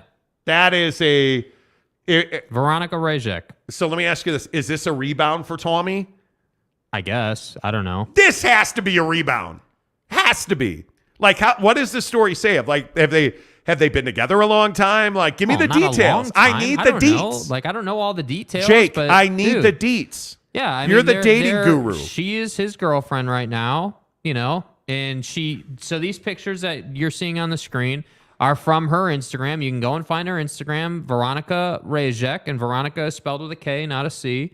And she said, I saw in her post here, I saw the legend, and if anybody asks me again if I love Brady, yes, I love him, and show me somebody who doesn't. Even his haters love him because they know he's the GOAT. Tom Brady, thank you for the show. So are they dating or not? I don't know. It seems like it, but I don't know. I have no idea. I think there's a lot of it's not confirmed, but there's speculation now. This is a rebound. Yeah. Come on. What did Tom Brady do here? Guys, come on. Let's be really honest about this. What did Tom Brady do here? Okay, well, I had an older, hot, blonde model.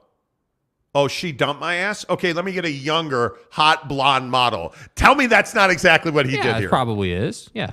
Come on. Yeah, it is. That motherfucker don't miss, Well, man. clearly not, because he scored a touchdown on this one. She is a beautiful girl. Yeah. Yeah, he don't miss. And that she's already rocking the 12. Yeah. Come on. Yep. Come on. Yep. Winner. Hotter than Giselle? Yeah. Hotter than Giselle? Yeah. Yeah. Really? Yep. Okay. I don't know that I can say that. I love football. Good morning to you. Tommy's new hoe was part of the prisoners. Wow. Tommy's new hoe. Because it's all part of the plan. Good Lord. Duck Season says Tom Brady is a hot man, just like Bo Nix. Okay, so Duck Season, we need to know, bro. We need to know. Are you a man? Are you a woman? Like, what's the story? Let's see. Grow up. Tyler says she'll be kneeling for the anthem in no time. Raise the flag. Raise the flag. Let's see. Josh Lovren says cars that aren't cleared off when it snows in Washington could land you a $700 ticket. It should be a ticket, dude. Well, it is illegal, but they never pull you over for that. Yeah. You never get tickets for that. Like what do we,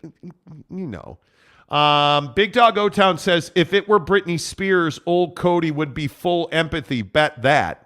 Okay, see, now we're getting a little personal, crossing bro. lines. Come on now. Now we're crossing Come on lines. now. That's a little far. Duck Season says Tom Brady won the trade. Exactly right. Yes. Tom Brady won the trade. That's right, Duck Season. That's right. Teddy Wayman says, God damn, Tommy. Totally a rebound, and I'm all about it. Oh my God, just like that. Oh. Let's see. Skeet says she's not exactly Mrs. Monty. No, her arm's not broken. That Tommy's new girlfriend. By the way, my wife is struggling with the sleeping. Yeah. Yeah. How bad has it been? Anytime, and I don't. For those of you who know, Mrs. Monty broke her arm snowboarding on Saturday, and it's an upper arm break at her shoulder, so it's essentially a shoulder injury, and so she's in a sling full time. And so we have, a California king-size bed, and it's adjustable, but it wasn't comfortable for her to lay flat, and she had been struggling with it. So we have a really nice couch that has you can put up the headrest. It's a recliner couch, so she was trying to do that, and it just wasn't comfortable. So last night she's like, I'm going to try and sleep in bed again, and so it just after a while of laying there, she woke up. She got me involved at 3:00 where it was just sore because I'm a side sleeper. And I think both of us, Mrs. Monty and I, are both side sleepers. Yeah. Well, when you have a broken arm at the shoulder joint, you can't sleep on your side. So you're sleeping on your back. Our bed's adjustable. So we had adjusted it up. But the problem is it makes your shoulder hang, right? When you're laying on your back, it makes your shoulder hang. And so it's incredibly uncomfortable. Yeah. So after a while, it just gets sore. The funny thing is when she's standing up or upright or just doing her normal thing, 59 out of 60 minutes a day, it doesn't bother her at all. The issue is last night, there was something that startled her on TV, so she shook, and that hurts a lot. But laying on your back is not good with a shoulder injury. Yeah. Not at all. Kanai Johnson says, hell no, that's not a rebound. Put back off the rim. Exactly right. That's a tip dunk. That's exactly right.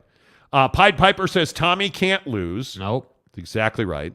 Let's see. Cody Strickland says, if Brady was cheated on, then there is not time frame to go out and bang bros. Okay. I don't know that Giselle cheated on him. No, I don't think anyone's saying that. Well, I think that's what Cody's saying. Jeff Johnson says Brady is getting the honey he deserves. Hotter than Jizzy, and she's getting a man bun skinny yoga guy. He's getting the supermodel he earned. Do you guys really believe that she's Yes. commingling with the jiu-jitsu instructor? Yes, I do. Yeah, I don't know. Matthew says this is the sack Tom wants. See what they did there. Mixed in football. Football, and it's a sack. Nomenclature, and being in the football, sack, and like lingo. Yeah. I'm a man. Josh Leverett says, Monty, you guys need that Alaska king-size bed. Okay. I love my bed. I've actually gotten quite used to it. It just is what it is. Let's see. Alan Corbin says, these clowns ain't Kobe or MJ. They always played unless they were injured.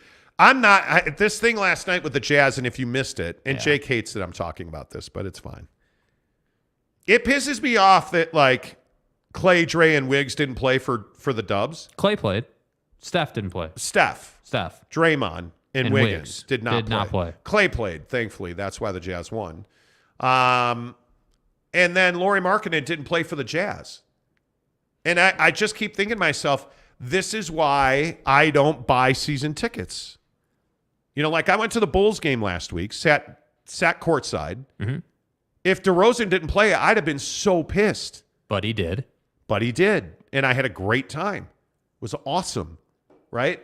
It really bothers me that guys sit out. It really bothers me that guys sit out. It does. Yeah. Teddy Wayman says duck season needs to go smoke another bowl. Yeah, agreed. Alan Corbin says Kawhi's a part-time player. Dude should have retired a few years ago. Jeremy Bolton says, good morning, Erwan. Hey, by the way, I don't know if anybody saw the Bulls game last night. Alex Caruso, big steal. And then did anybody see that he made a between-the-legs pass like he nutmegged a defender? Yeah. Great pass for a Pat Williams dunk. Let's see. I'm trying to be careful with comments this morning. Duck Season says, men I would kill for. Jimmy G, Bo Nix, Tom Brady, Justin Herbert, Antonio Brown Poole version. If I was feeling energized, let me take on some Zach Wilson. Antonio Brown Poole version. Okay. So you're about that crazy life. That's what you're saying. Okay. Kenai Johnson. Brady just won his last championship with this touchdown. Talk about a comeback. Brady is the greatest comeback king. So, yeah, this comeback was great. Well, I'm going to go ahead and say that, yeah, Tommy, he probably, she's going to get her first ring. Right. Come on now. Come on now. Yeah. Come on now. Yeah. The life of Tom Brady. Just much, Yeah, anyway. Jeremy Bolton says Caruso practices the between-the-leg stuff alone at night. All gas, no break. Jake does too. It's fine. Let's see. Josh Leverett says Kim K is the best comeback story. Wow. Okay. Kim K, she went from sex tape to like billionaire. Yeah. Yep. Which is pretty amazing. Yep. Pretty amazing. Family power. Giggity, what's up, dude? Veronica Rajek. Yes, please. Yeah. Don't you mean Mrs. Tommy? That's pretty remarkable. Yeah, dude. She's fine, man. You got to have your heart broken. There are certainly better ways to do it. Yeah. And worse ways to do it. Yep. But isn't this what we do as guys, though? I feel like women are so limited because, like, Giselle's not going to date, like, what is she, 25? This chick, come on, what are you, 25? 25, maybe. Is Giselle going to find a 25-year-old smoking hot dude to date, or is she going to date the 45-year-old man bun jiu-jitsu instructor. That's what it is. But we're celebrating. She's 26. Oh, excuse me. Bro. She's 26. Bro. Dude. My God. Bro. Stop showing me. He's showing me pictures on his laptop. Dude, this is wild. Tom is, my word. Tommy is clearly a fan of the Ferraris. Jesus. I mean, if you got a rebound, Tommy, I'm with you, dude. I am with you, dude. Yeah. Gabe Ledley says, hit the like button, you casuals. Yeah, please do. Give us a thumbs up and a like. Appreciate you guys. Let's see. Jingles now says, thanks for providing material for the Spank Bank, Tommy. Dude, seriously? We're getting Spank Bank references. San Diego State says, just thinking about this. Mrs. Monty broke her wing and it was her flat and not her drums. Saying ain't so. This is not justice. Well. Yeah, it's a bummer, dude. Breaking your arm hurts. I don't know how many people know that. You know. Skeet says, that's not funny. USC quarterbacks and Mrs. Monty can't take the handbag bowls back because they're injured. Truth. Tom would play for 25 more years with this one. That's what I'm saying. Yep. That's what I'm saying. By the way, is Caleb Williams going to win the Heisman Trophy? I hope so. That's who I want to win it. I think he may. But he's got another year. If he doesn't win it this year, he'll win it next year. He has time, yeah. But I feel like he's got a shot for sure. Guys like him. Anyway, don't get me started.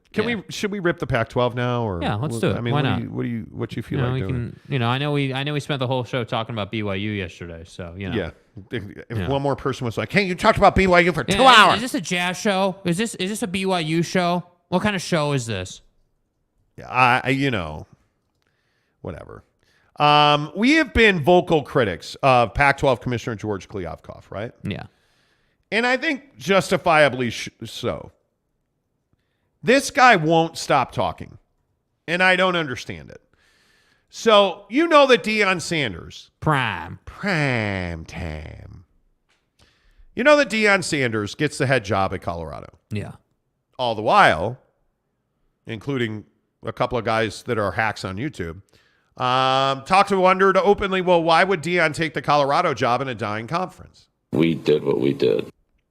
We talked about that. Well, yesterday, George Kliavkoff was asked about Deion, and he said, I just can't believe that you guys don't know this. And that is that, well, we didn't do a TV deal because we were waiting for Deion Sanders. He raises the value of the TV deal. George Kliavkoff said that. The commissioner of the Pac-12 yesterday said one of the reasons they haven't signed a TV deal is because they were waiting for Deion Sanders. My fucking ass. No way. You're telling me Deion's got that much influence on a TV deal? You waited for Deion Sanders. Come on, guy. Are you? You were not Deion, waiting. And this is my question. So how much value do head coaches have in parlance of conferences? So Nick Saban, just as an example. You can use anybody you want, but we'll just use Nick Saban as Coach Saban. Yeah, Coach Saban.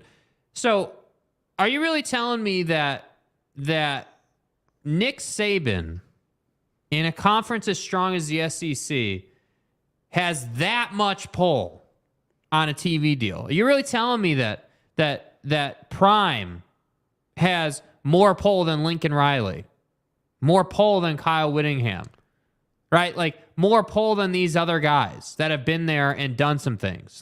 That's what I'm talking about. That's why this doesn't add up in my head. George Kliavkoff says new media rights deal has been held up not only because of the UC Regents, but the hiring of Deion Sanders. Kliavkoff said, quote, why would we do a media deal before that? He absolutely adds value to the league. End quote. Okay, so how long have you known that Deion Sanders was coming to Colorado? Because you opened up your negotiations in the fall. Have you known for months and months? And you've just been waiting? You sly little dog. No, he hasn't known. This is more ridiculousness from George Kliavkoff. And I continue to talk about this. Yeah. This guy is an albatross around the neck of the Pac-12. He is not better than Larry Scott as a commissioner. He's not. He has done absolutely nothing. He has watched UCLA and USC walk out the door. And he has, in my opinion, lied about UCLA's financial plight. He is, by some accounts, recruiting people to write letters like this former UCLA football player writing letters saying how it's going to damage the mental health of UCLA athletes. And these people that Kliavkoff has writing letters to talk about what they should do with the new money if UCLA is in fact allowed to go. This is ridiculous. You have done nothing. The idea now that you're going to try and spin that a TV rights deal hasn't been negotiated because you were waiting for Deion Sanders is farcical. First of all, it's Colorado, dick. Yeah. It's not like Deion Sanders was taking, the Oregon job, and all of a sudden Deion had billions of dollars in Uncle Phil Knight's money, and he's running Oregon, and they're winning national championships. Deion Sanders hasn't coached a game at Colorado, and hopefully, and I say hopefully, and I don't say it confidently, but hopefully he will not have coached a game yet when you agreed to whatever this TV deal is going to be. Right. Because it better be done in January. But you cannot tell me that you're sitting here, we haven't done a TV deal because we knew Prime was coming to Boulder. Congratulations, but that's bullshit. Let me ask you this. How many millions does Prime add to a Pac-12 TV deal? Are you really going to sit here and make me the argument that Deion Sanders adds $1 million a year per school? Does he add $10 million a year? Because Deion Sanders is here, we're going to pay you $10 million more a year? That's enough of that crap. Come on. Yeah, that's not true, dude. Come on. If you've got 10 teams left, you're telling me that Deion Sanders is worth $1 million per team? No, he's not. Because nobody's making Stanford a good football team. No. Nobody's making Cal a good football team. Nobody's making Chip Kelly a better football coach. Let's just be real honest about that. You are paying for games that people want to watch. If you're telling me that Colorado's bottom line now and their value is higher, okay, I agree with that. I think Prime adds value to Colorado. He doesn't add value to Washington State. He does not add value to Oregon State. Nah.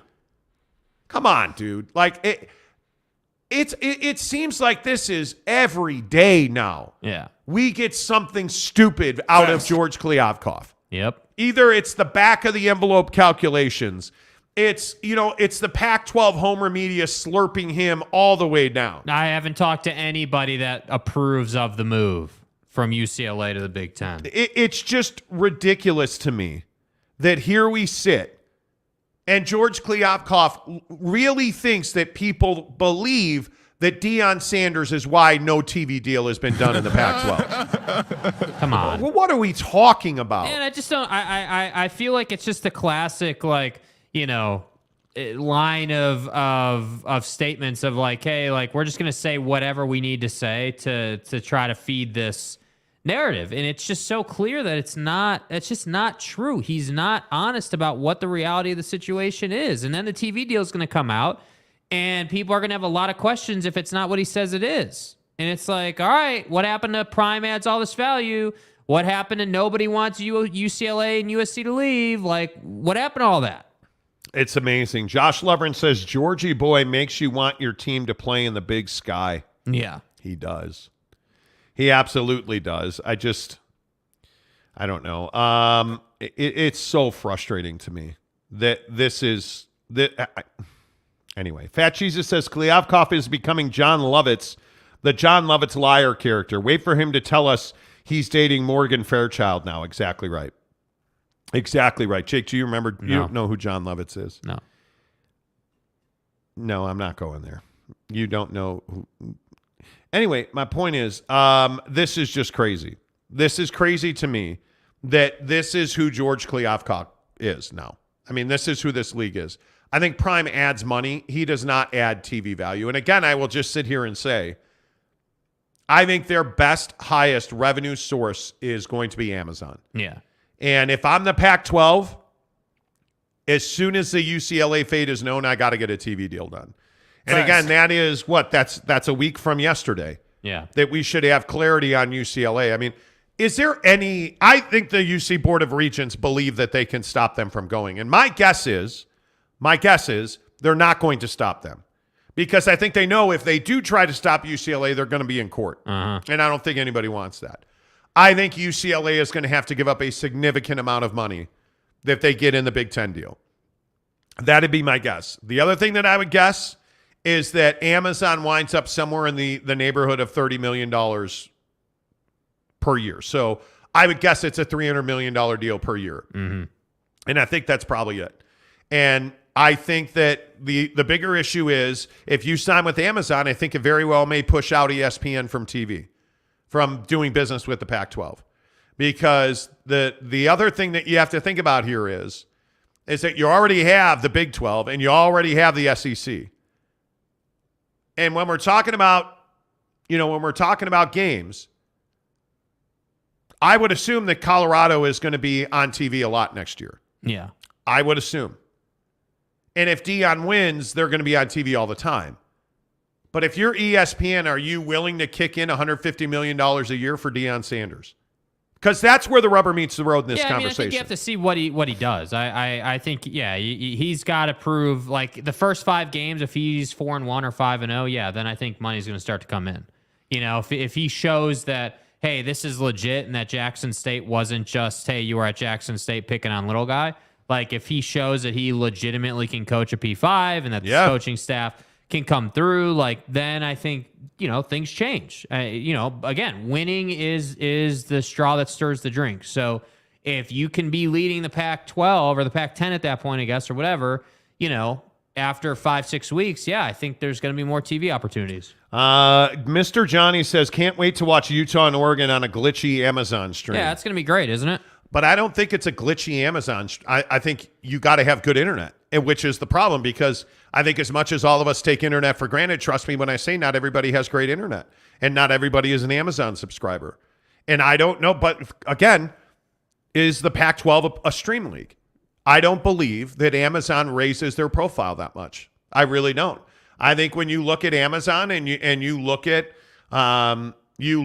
things like the Pac-12 network, does Amazon give them more eyeballs than the Pac-12 network? Well, everything does. Yeah. But does Amazon put them in a place where more people who matter are watching Pac-12 football games?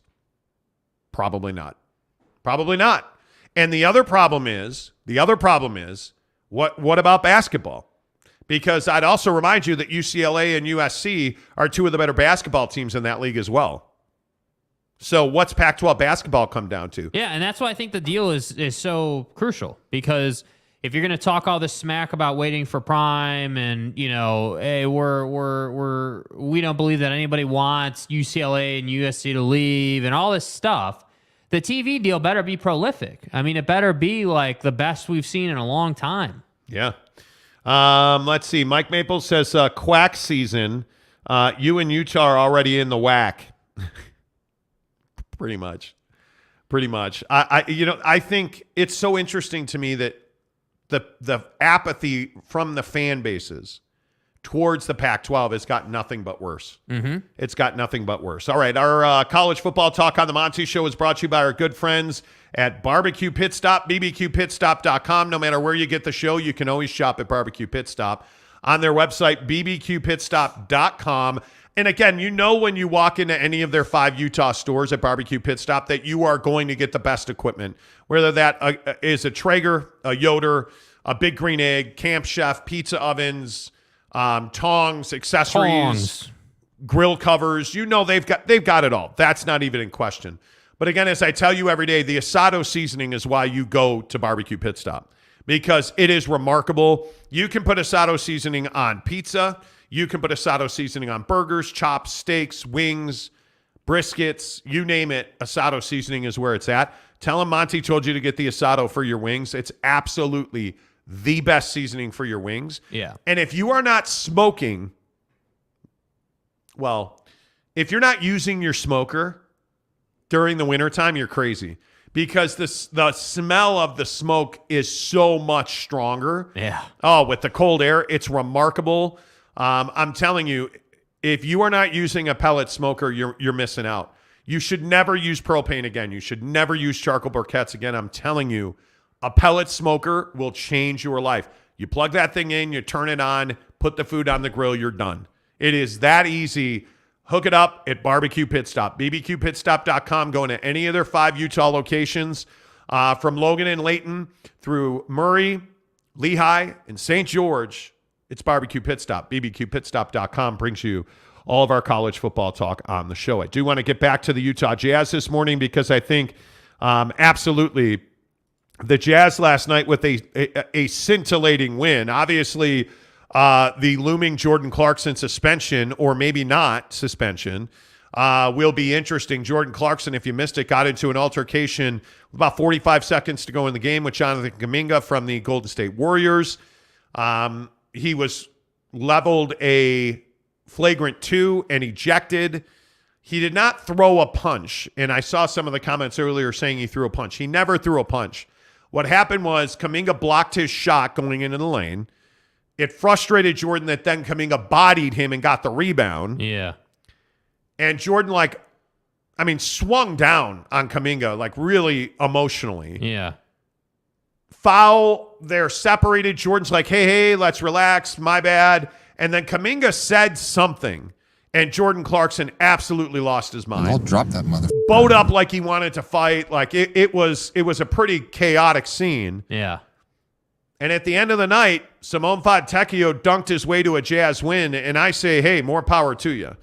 I think this was an important win. It keeps you out of 10th place. The Jazz are now 6th in the West. You have this December 15th deadline where you can now trade players you signed on December 15th moving forward. Mm-hmm.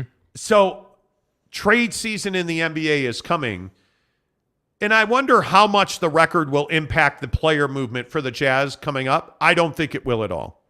I don't know. I think that it's a really interesting time because over the last couple of games, you're seeing some of these personalities kind of start to come out for the Utah Jazz, and I think that, when you look at the Jazz record and how they've been going over the last 5, it's interesting that the emotions on the team seem to have been running a little bit, serious and a little bit hot. And I think that there's a certain intensity this team is playing with, and, yes. and I think that only ramps up when they're in a tight game with a team that undoubtedly is better than them. I just don't have any question that the Warriors, even last night's version, I think at their best is better than the Jazz at their best. So when you're down by 1, or I think at that point they were down by 3, I think, when the Clarkson Kuminga thing happened, when you're down by that, just by 1 possession, and, Kuminga gets physical with you, he bumps you, and then blocks your shot and then takes the 50-50 ball from you.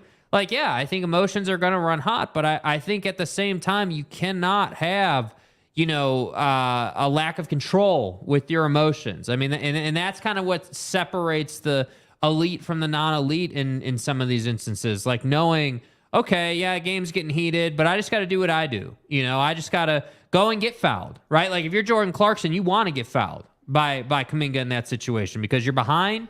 You want the clock to stop, and you want to get 2 free looks at the line to bring your team within, 1 or at least tie it. So to me, Clarkson got the result he was looking for. Yeah. And to me, that's what I was surprised by. Why are you getting that upset when you got a good result on the play as the offensive player? So that's what I'm saying. I think the team has just been running hot lately, and I think Kuminga is a big physical guy who knows how to get in people's heads. Yeah, I totally agree, and I think Jonathan Kuminga is an emerging superstar in this league, man. I mean, you saw it last night.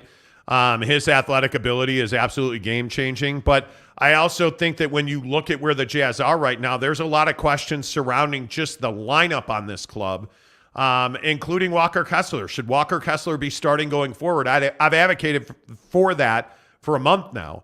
And I think seeing him last night, there are moments in games where he just can't be on the floor. But when you're getting a double-double, including 5 blocks, hey, that's fantastic work out of a young guy that I think is a really important part of what could be the future of the Utah Jazz. So I do think that Walker Kessler should be starting going forward. But I do think you should trade Jordan Clarkson. I do think you should trade Malik Beasley. I do think you should trade Kelly O if you can get leverage for him. And I guess the question is, when you look at trading some of these guys, what are you going to get for them? Like if you trade Mike Conley, because I think Mike Conley's a guy that's a really interesting conversation right now. Does Mike Conley want another shot at a championship? Well, I have to believe that he does. Yeah. Are you willing to trade Mike Conley in late December and January? I would hope that you would. Are you going to get a first-round pick for him like you did Royce O'Neal? I don't know. Are you going to get more for him than you did out of Bojan Bogdanovic? I would certainly hope so. But I think Mike Conley's a guy, and I mean, I'm guessing, I know his family loves being here. Yeah. Is Mike Conley a guy that wants to be a Jazz man, or does he want to go and try and get a championship? Yeah, and I think that's really a curious question, because the extension says he wants to be a Jazz man. The extension says, like, you can't tell me when Mike signed that extension he didn't know there was going to be turnover. Like, come on, dude. Well, I don't know that he knew that. I think when Mike signed that extension, I think he thought he was going to win a championship or at least compete for one. And that very clearly didn't happen. But I think if you're Mike Conley and the, let's say the Dallas Mavericks come calling. Yeah. Because the Jazz didn't have a trade market for Mike over the summer. Right. But if the Dallas Mavericks come calling, I mean, the Chicago Bulls need a veteran point guard. There's no doubt about that. Although I will tell you, and I would love to mix in some general NBA here, I would tell you that absolutely, you should blow it up if you're the Chicago Bulls. You should tear that thing down. Yeah, and I think it's frustrating because you're basically where the Jazz were last year. Like, you're good enough to be in the postseason, but not good enough to win anything. That's right. And it's really frustrating that Zach LaVine is constantly hurt, and that's what I'm saying. Like, I think a lot of owners in sports are happy being good enough to be a postseason team, but not winning anything, because that makes them a lot of money, puts butts in seats. Yeah. Like it feeds the beast, and I think that's why when you have Jerry Reinsdorf running your team in your organization, like, there's probably not going to be a lot of movement there. There's not going to be a lot of, trades or whatever. Like, you're just going to continue to be who you are. And you extend Billy Donovan. Yeah, you're going to extend a mediocre coach in Billy Donovan, who we were there and saw how he runs the team. Like, not a big fan, but hey, it is what it is. Like, that's what I'm saying. I don't think the Bulls actually want to win. I don't think they're in that mindset. They want to just be good enough to make money. Yeah, it's frustrating to be a Bulls fan. I mean, it's just one of those things where, when you look at guys like DeRozan or Zach LaVine, those are really good players. You look at the rest of that roster. What are you really hanging on to? I mean, again, when you look at what the Bulls have, is Patrick Williams a guy that you have to hang on to? He's not.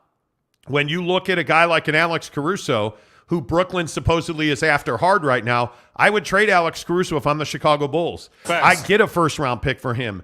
If I'm the Boston Celtics, if I am the Milwaukee Bucks, like, those are teams that need guys.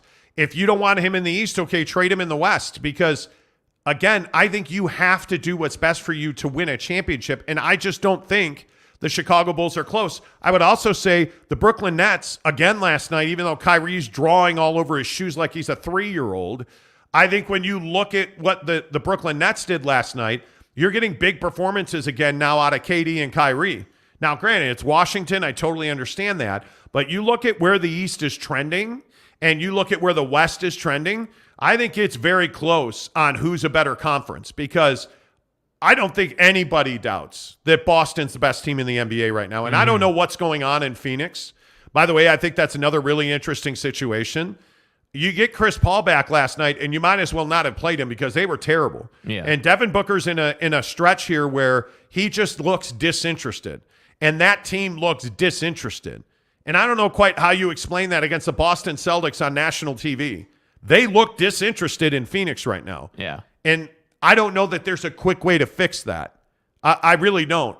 I think the West is good. I think the East has potential to be great, depending on how some things shake out. And again, Philadelphia's got to get healthy, and Brooklyn's got to play better, and we've got to go through a trade season. But I don't know that there's a laydown in the top 6 in the Eastern Conference. Yeah, I think that these conferences are just getting better, and I think that the Celtics are clearly playing the best basketball, and that's how I'm kind of getting away from they're the best team, because any team can lose on any night. Who's playing the best basketball right now? And it's the Celtics by far. They're playing the best basketball. They're making shots. They're doing what they need to do. But does that translate to the postseason? Do you get to the NBA Finals and still play your best basketball? I don't know. Grant Williams looks like a different player. And I don't know if somebody got to him. I don't know if somebody said to him, hey, everybody hates you. You might want to figure out how not to be such an a-hole. But it looks like he's finally figured it out. And he makes them a better team. But look at Donnie and the Cavs. I look at Donovan Mitchell and the Cleveland Cavaliers. That's one of the best teams in the Eastern Conference. They're not championship good right now, I don't think. They need a guy. But, I mean, if you look at Boston, Milwaukee, Cleveland, Brooklyn, this thing with Atlanta, I don't know what to make of that. I don't know. This is the third time in 3 years that Trae Young has had a problem with a coach. And you've already fired, what was his name? Lloyd Pierce. You already fired Lloyd Pierce because the star player didn't like him. Now you're about to fire another guy because the star player doesn't like him. So I don't know what to make of them. But I think Philadelphia, I actually loved it. Anybody see Julius Randle last night? Absolutely dominating. If you're the Knicks, why are you not trading him right now? Trade high on him. Yeah. Right? He's playing well. You have to be smart. And again, the Knicks are that team that I truly question whether you want to win or not. Because if you do want to win, you'd be making moves.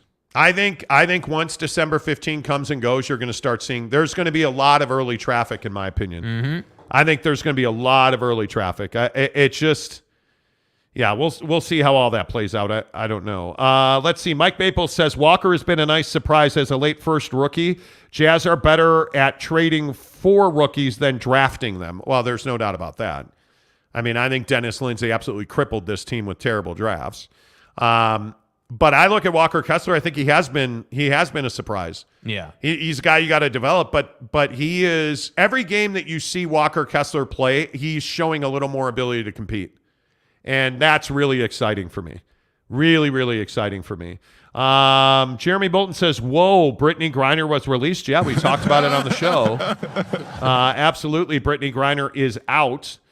She was freed in a prisoner swap this morning. If you're just tuning into the show, Brittany Griner was swapped in Abu Dhabi, is what the reports are. She was flown to Abu Dhabi, swapped with this death machine guy or whatever his name is, this arms dealer, and she is flying her way back to American territory. I saw reports that she was going to Germany, and then she will go on from Germany back to the States to reunite with her family. But yeah, a huge moment in time. I mean, that she was arrested, went to trial, convicted, and freed in less than a year out of Russia is nothing short of a miracle. Nothing short of a miracle. And there are others.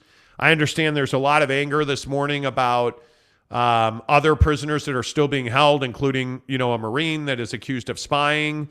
With no evidence. But I think you have to focus on just the miracles that were moved for Brittany Griner. And unfortunately, again, the problem with Brittany Griner getting arrested is she pushes all these other guys back one because she's a high-profile character, and the Russians are not going to talk about those other prisoners until you do a prisoner swap for Brittany Griner. Yeah. Because they want their guy back. So it's really unfortunate. But to turn that around in less than a year is, I believe I'm pretty sure the date she was arrested was February 17th. Yeah. So it's pretty remarkable. It's crazy. Pretty remarkable that they turned that so quickly. Yeah, Jeremy Bolton, she's absolutely been freed. Vic says, Jazz right now making fans happy, so they'll sell a lot of tickets. Yeah, I mean, the Bulls game was a great house on another snowy night, by the way. Yeah, last night was, if it wasn't sold out, it was pretty close. Yep, I agree with that. Skeet says JC might not be a tough guy you want, but he's the one you need. He's not a tough guy. See, that's a Dark Knight That's a Dark Knight reference, yeah. He's not a tough guy, though. Salty Drunk says, love talking NBA in general, guys. It doesn't have to be about the Jazz. Great job. Oh, thank you. Thank you. I agree with that. Jeremy Bolton says, I'd trade Caruso to the East. The Wolves could really use him. That's a you reference. By the way, Teddy Wayman says, agree, Jeremy. Maple says, Caruso to Portland. Oregon will make him governor. Exactly right. He's a weak guy. Right. He's a weak guy. Tyler P. says, Suns are Jazz from last year. I love Devin Booker. That's my dude. But it's been frustrating in the last 2 games to watch him. I mean, he is 11 points, and then last night I think he had 17. But there's 3 Phoenix Suns. I don't remember all 3. It was Booker, CP3, and one other guy, and they're fighting over a loose ball that goes out of bounds and goes back to Boston. 3 of them are there. What are we doing? It's that team, in my opinion, is the best team in the West. Mm-hmm. The Phoenix Suns. They need a trade desperately. And I think you're going to have to trade a guy you don't want to trade. And it can't be Bridges because he's your best defensive player. Yeah. But this nonsense with DeAndre Ayton, I just think that's an odd group. Teddy Wayman says Trae Young thinks he's a god when he hasn't done anything yet. Getting good coaching, coaches fired is pathetic. Agreed. And he's on the way to doing that. Nate 100%. McMillan, you're not going to side with Nate McMillan. You're going to side with Trae every single time. Tyler says, remember when the Jazz could have drafted Desmond Bane and instead ended up with Udoka? Well, I mean, you can go back to we've played this game on the show before. Yeah. Where you go back to the Dante Exum draft. Go back to, my God. San Diego State says, when you get down by 45, there certainly was some disinterest going on last night with the Suns. Oh, my God. Not good. Not good at all. Jacob DeLambo says, Russia is getting desperate to end this war. They just banned gay behavior.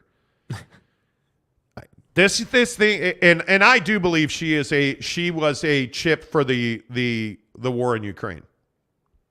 I think, and now obviously this has gone horribly wrong for Vladimir Putin, but I think arresting Brittany Griner and putting her through a sham of a trial was absolutely a PR win for Vladimir Putin in Russia. And buy some time.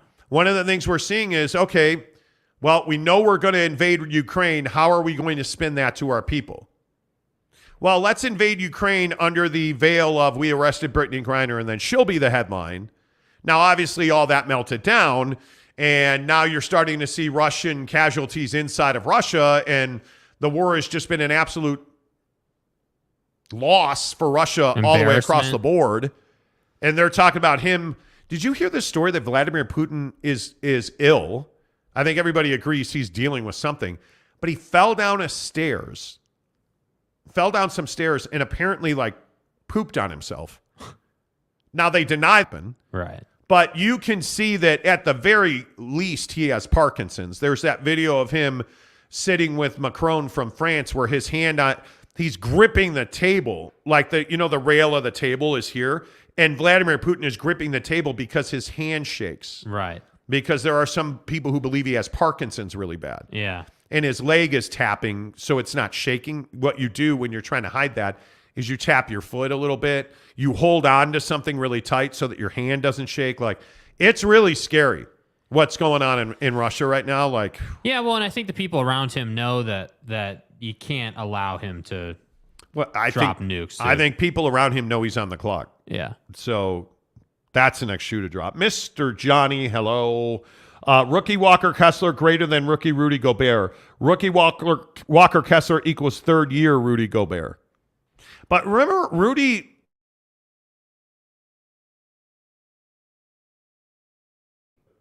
contributor. Yeah. I wonder if we get that from Walker. I don't know.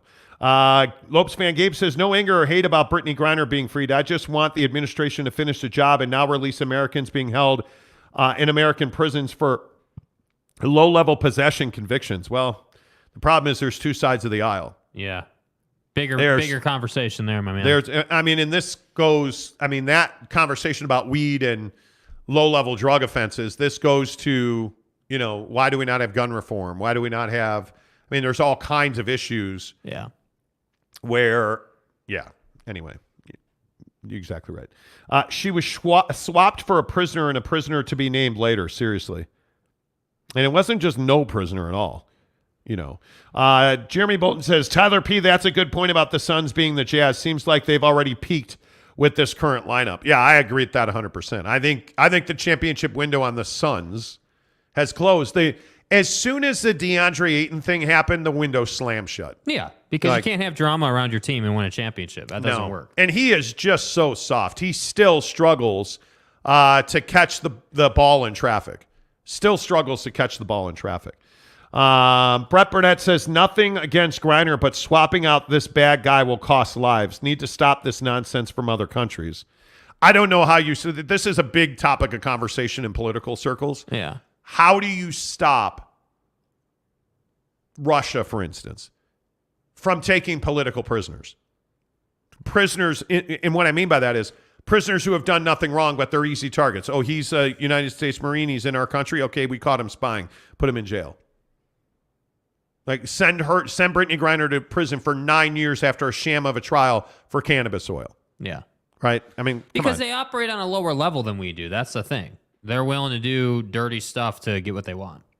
Yeah, we'll see. Fat cheeses. I'm expecting Griner to get a huge deal promoting cannabis. Curaleaf, worth going to a penal colony for.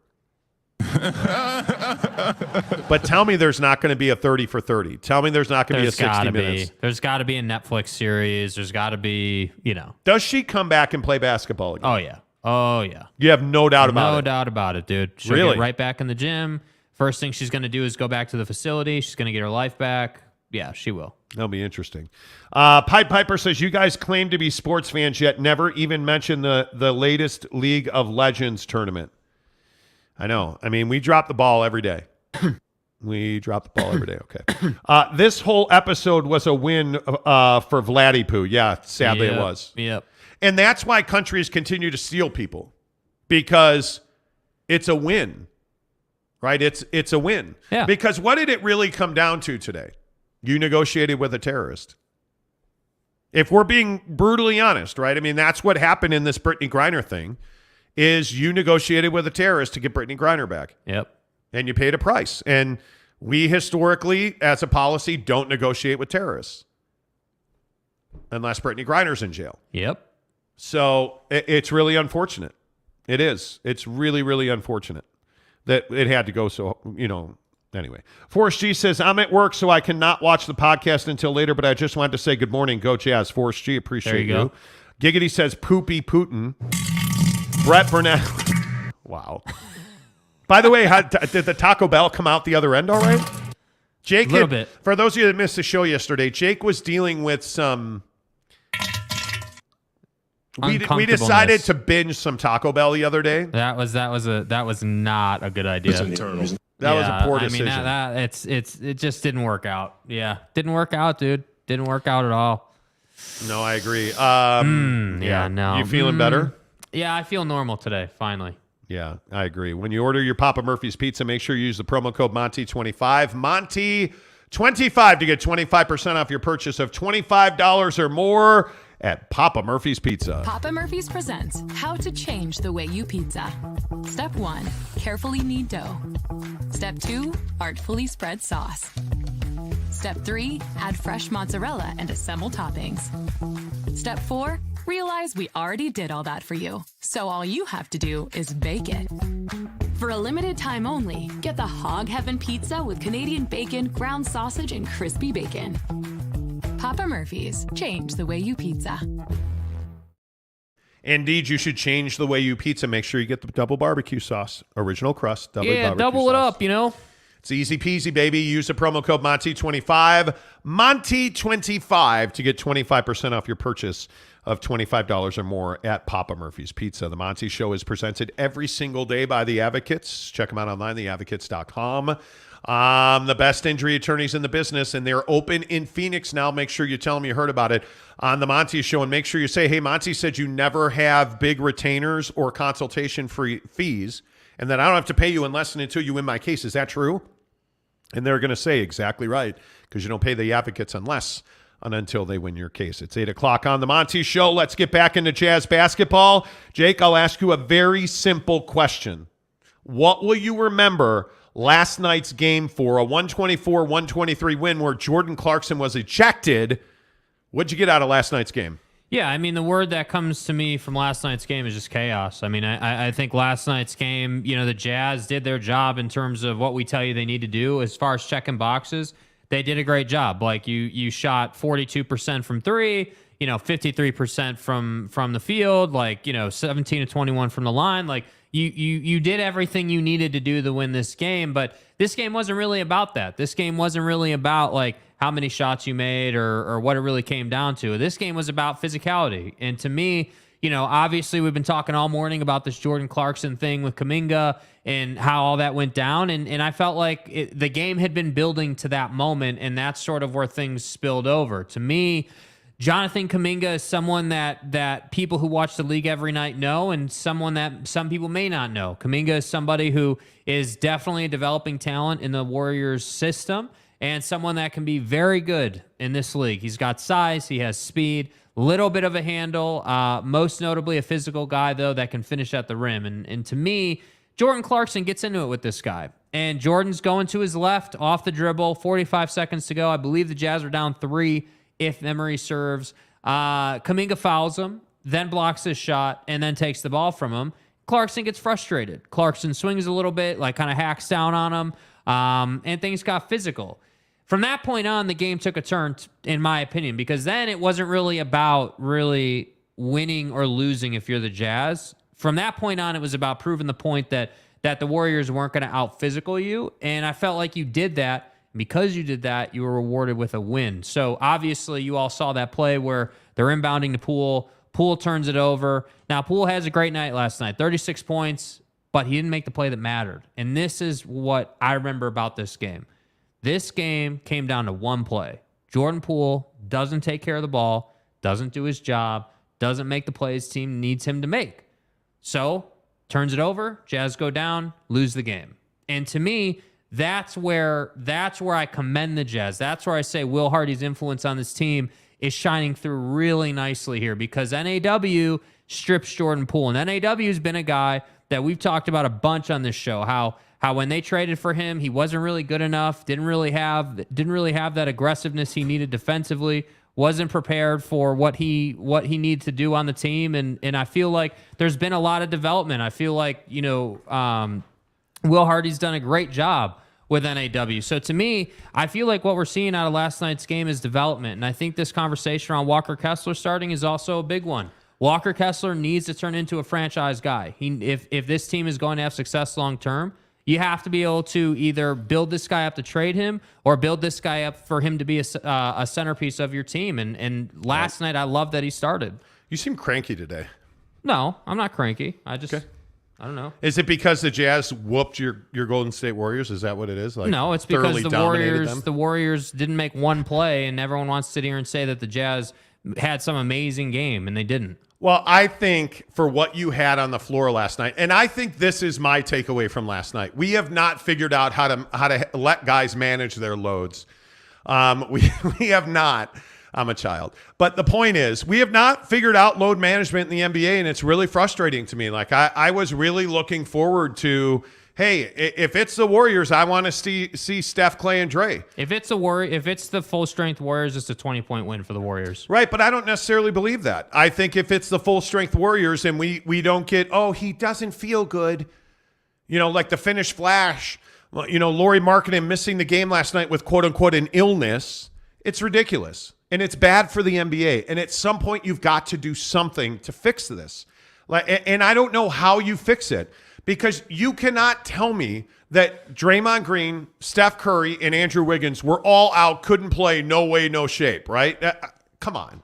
It is I don't think anyone's running from that. It is really frustrating to me that nobody in the NBA seems to care that people pay ticket prices. And why did they rest those guys? Because what does Golden State have coming up? They have the Boston Celtics on Saturday at Chase Center in San Francisco. Mm-hmm. That's exactly why they rested these guys. And it's a slap in the face. Like, it is, in my opinion, really bad for the NBA that you tell your 3 best players, don't worry about it. Don't make the trip to Salt Lake. You guys sit home and chill. That's ridiculous to me. And I don't know how you fix it, though. You can't fine a team for, hey, this guy's got an ankle injury. He can't play tonight. Well, does he, or are we just managing his load? Yeah, I understand why it's frustrating, but I think it's part of the league. I think that, like whether we're talking about AD and Bron or the Warriors, or every team does this. And I think that, yeah, I wish there was a way to police it. I wish there was a way to put a stopgap in, because I would have been pissed. Like, straight up, I would, if we'd have gone to that game and paid probably what? Let's be conservative, right? And say $500 to go to that game, right? Like, easy. That's what it costs to go to a Jazz game to get even decent tickets. Now you can go to the game for $100 and be upper bowl and everything or whatever, but for anybody who wants a decent seat, you're paying, $400 or $500. So to do that and not see those guys is definitely frustrating as hell. And is Ryan Smith going to offer me a refund because Lauri Markkanen didn't play? Nope. That's the frustrating thing. I don't think they care. Now, again, I'm all on board. I am all on board with the fact that fans don't matter. I totally get that. But at some point, my thousands of dollars to go to your game, like we spent close to $1,000 to go see the Bulls the other night. If DeMar DeRozan doesn't play in that game, I am going to be pissed. Yeah. Are you going to refund me my $1,000? You're probably not. Well, and there was some speculation about DeMar in the injury report too, but he played. Yeah. Yeah, it's incredibly frustrating to me. Yeah. But I don't mean to belabor the point. I think the biggest story out of last night is NAW and Walker Kessler. I think that is, in my opinion, those two guys are the most exciting young players on this roster. And Nickeil Alexander-Walker, I think you really have to start take note of NAW. So see what he did there. See what he did. Note. So take note like you're writing notes down on paper. But take note is also the hashtag for the Jazz on Twitter. So it's like a double entendre. You know what I mean? He's a play on words. You're taking note. Yeah, taking note. I just said. Yeah, what I just said. I look at NAW and I see a guy that he's not going to put up huge numbers right now, 4.5 points a game, whatever, but Nickeil Alexander-Walker's a guy, in my opinion, that's really coming. Defensively, he is starting to turn into that guy. Athletically, he can stay with anybody. And if you look at what guys like Royce O'Neal have historically meant to this Jazz team, there's no reason he can't be that guy but a better three-point shooter. There's no reason he can't be that guy but a better all-around player than, let's say, Buckets O'Bench was, right? So I think NAW is a guy that you really have to pay attention to. And Walker Kessler with 5 blocks last night in a game where he didn't necessarily fit in as well as he probably would have liked. It was a frenetic, fast-paced game with a lot of points being scored, way over the number. I think the number was 134. But you look at the fact that he was able to find his way with a double-double and then added 5 blocks to go with it. That's really important for this franchise, because I still maintain that right up to the trade deadline, you have to have a real clear idea of who these guys are and what they're capable of going forward. Yeah. And I think when you look at Nickeil Alexander-Walker and Walker Kessler, you feel like, hey, these are two guys that we can probably turn into something. And if that's the case and you're able to do that, I think it makes a huge difference in your development going forward, because I look at what you're getting out of Alexander Walker. When you give him 15 minutes, he's going to give you double-digit points. Yeah. And he's going to do that shooting the three at a pretty high percentage right now. And not in volume, but for a 15-minute player, you're not going to get volume. No. But I think that's certainly a big deal. And that Walker Kessler had 5 of your 7 blocks, that's important. That Simone Fontecchio came off again and was 3 of 6 from 3, 18 points, a really instinctual play to end the game with that dunk. That Malik Beasley continues to add to his trade value. I think that all speaks volumes about where this team is. Yeah. Absolutely. The Nye guy wants to know if Lauri Markkanen had Taco Bell. Dude, I mean, maybe. I am pretty much done with Taco Bell, by the way. I'm done with it. We went on a Taco Bell binge on Monday, or whenever day that was, Tuesday, I guess. And I just felt terrible afterwards. Like, I felt so bad that I had like a full cup of oats for dinner that night. Now that kind of quelled everything and it was awesome. I felt better. Yeah. Brett Burnett says, actually criticizing is fair as fans pay big bucks, but Salty Drunk is right. Teams do whatever they want and probably should load manage. Staying healthy is key. They should. Yes. But it's not good for the game. It is not good for the game. Mike Maples, will the league get away with this from the next generation of players or get away from this? No, they won't. No, they won't, because you're going to protect young guys. Yeah, I think it just keeps going. Are you telling me that Victor Wembanyama, your mama, you're going to play that guy 40 minutes a game every single night, 82 nights a year? That guy's good for 40 games his first year, maybe. Really? If you're lucky. Yeah. By the way, we have a new co-host on the show, Mr. Negativity. Yeah. As our brand new co-host on the show. Catch me outside. How about that? So what you're saying is you're still bitter. Your chaboy Chet got hurt. That's what you're saying. How about that? Yeah. I mean, Chet's a perfect example. He's not nearly as tall as VW, and what happened? Foot injury, non-contact, not even in the NBA. Okay. Mr. Johnny says it's a slap in the face to fans in the upper bowl who can only afford one game a year and choose the game to see Curry. Ding. Exactly right. Brett Burnett says the finisher. The finisher. See what he did there? So the finisher, because... Larry Markkinen is from... Yeah. Can we just take one of the K's out of his name? The finisher probably got the flu as something is going around. Who cares? I don't. Play the game. We've been saying this is bad for the NBA for many years. Yeah, we have, Jesus. And the NBA is still strong, so it's not really hurting them. And please stop saying load management. We've got to stop saying load management and manage their loads. Right. You got to manage your load.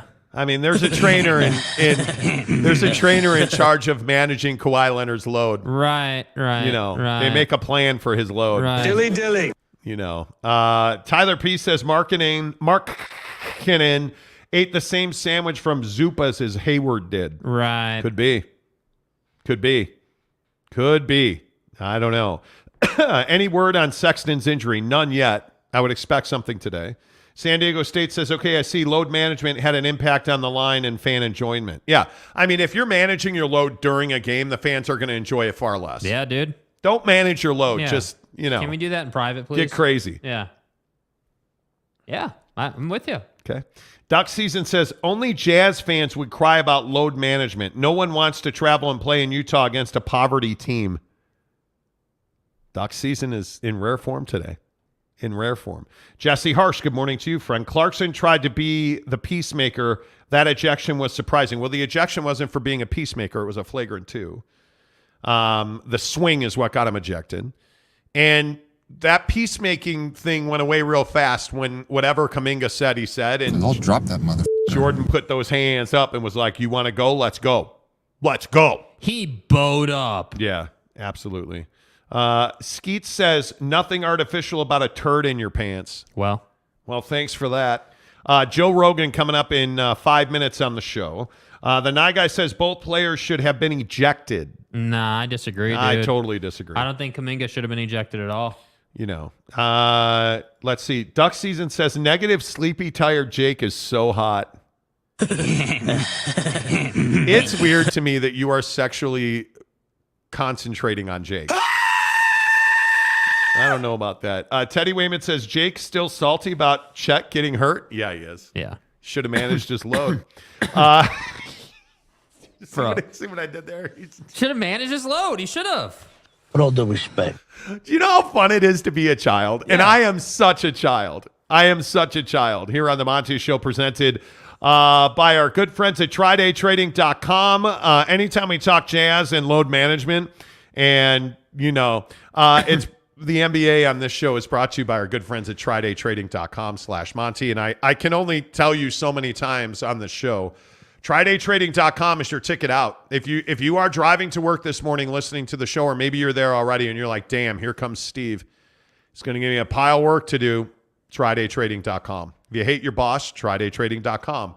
If Lizzie from accounting keeps drinking your LaCroix, TryDayTrading.com. If they won't buy you a new stapler, TryDayTrading.com.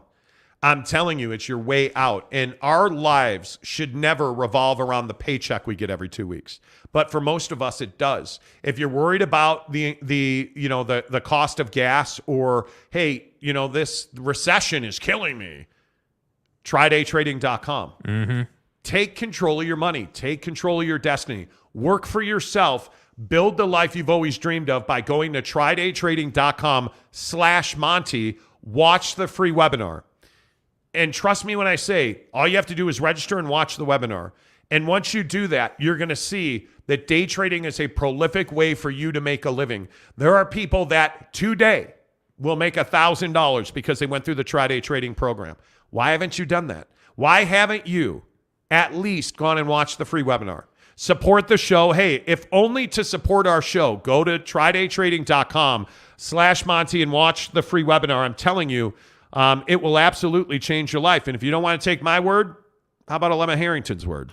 Alema Harrington here. I've been in the broadcast business going on 30 years now.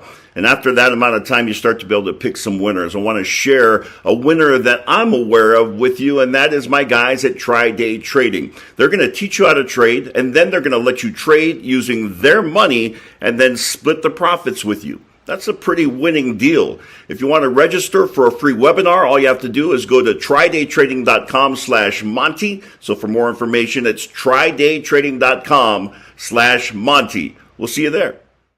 Thanks, Alema. Appreciate that. trydaytrading.com/Monty. Go watch the free webinar. All right, let's see. Jaron Eccles says that game was so frustrating and exciting in a matter of 5 seconds. These games are important for the Jazz team to gain experience. Those end game situations, you know what, Jaron? That's exactly right. You got to learn how to close a game. I mean, you have to. I mean, it's pretty impressive that Beasley and Fontecchio were able to hook up on a fast break to end with a game-winning hoop. Yep. I mean, that's impressive. It is absolutely impressive. Salty Drunk says, can you respond to my previous comment, please? That means I got to go find your previous comment, which why don't you just comment it again? Yeah, dude, I don't know where your previous comment is. Okay. No, I won't. You can, sorry. There's so many comments. Scarlett manages loads, the Nye guy says. Right. Scarlett Johansson, hot or not hot? Oh, hot for sure. Okay. Kendall Dean, regardless of the histrionics, the Jazz coming back to win was amazing. Absolutely. Absolutely it was. Brett Burnett says eject both, not the best, as they should have just called a foul and that's it. No, it was a flagrant foul. What Jordan Clarkson did there was, I've watched it 1,000 times. You cannot wildly swing your arm out of frustration.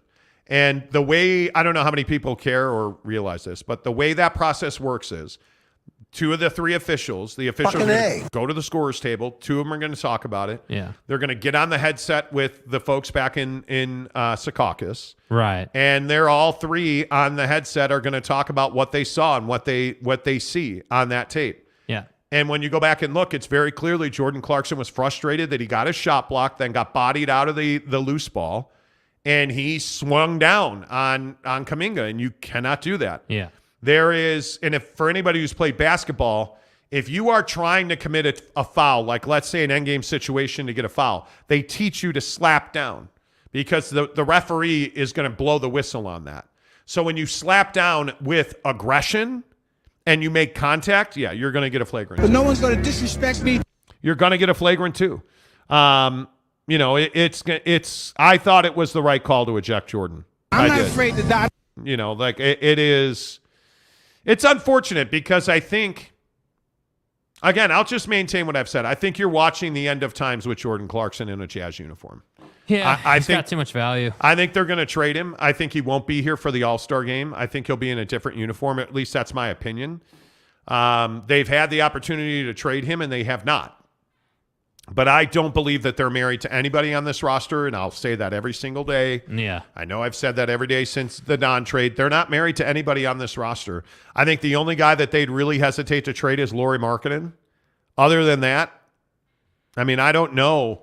You pick a guy. Like, are you going to trade Mike? Yeah, you're going to trade Mike. Are you going to trade Walker? Yeah, I think for the right price you would. You don't want to, but you would. Yeah.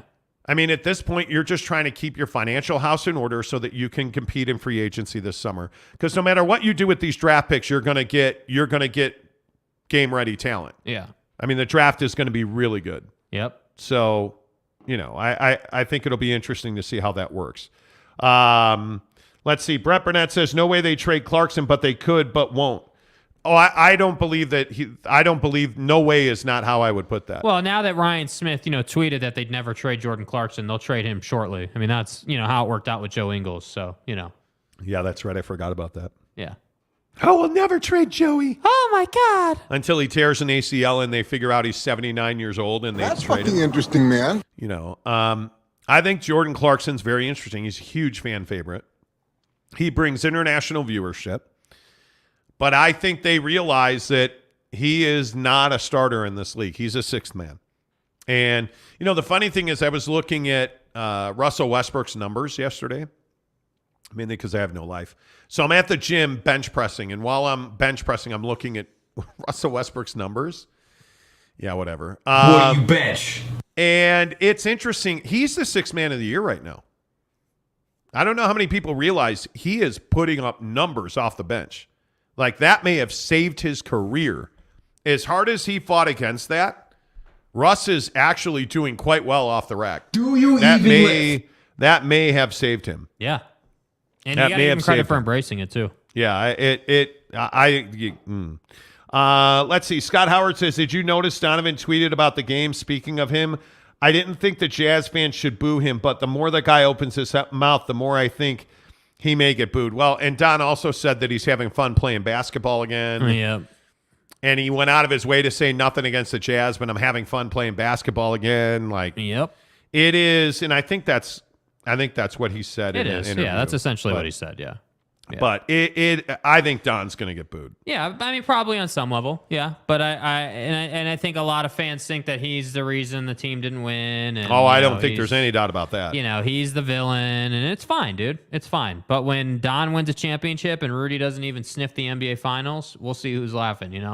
Yeah, and I did see that, and I just retweeted it again. His tweet about Jordan Clarkson for a split second, JC for that split second is hysterical. Yeah.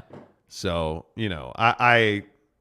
we'll see. I don't know. Salty Drunk says, my point was you guys are critical on the guys that are always hurt, but in the same breath, you are critical of the team's load managing. You can't have it both ways. Well, you used to be able to have it both ways. But look, a guy like Kawhi Leonard, who's had sustained knee and quad issues, I understand load management. Is Lauri Markkanen really so ill he cannot play last night? Are you really going to make me the argument that Steph, Dre, and Wiggs are just not able to make the trip? But what's going to happen when all three of them are out there Saturday against the Celtics? It's very clear what's happening. It's very clear what's happening. Yeah. And if you look at Chet and his usual salty, you're wrong about what I said. But if you look at Chet's not an NBA body. If you look at Wembanyama, he's not an NBA body. Those guys are going to get hurt. How did Chet Holmgren get hurt? It's what Joe Ingles did to Kawhi Leonard. He bumped shoulders with LeBron and broke his foot. You're not an NBA body. It's just what it is. It just is what it is. Yeah. It is what it is. A couple more, because then I want to get to this Joe Rogan conversation. Jesse Harsh says, trade Clarkson for Kyrie and both of Ben Simmons' shooting sleeves. Exactly. Both of Ben Simmons' shooting sleeves.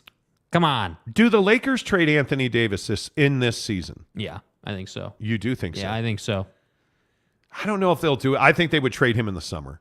I don't know that they would burn that thing to the ground now. I mean, they're getting when Lonnie Walker plays.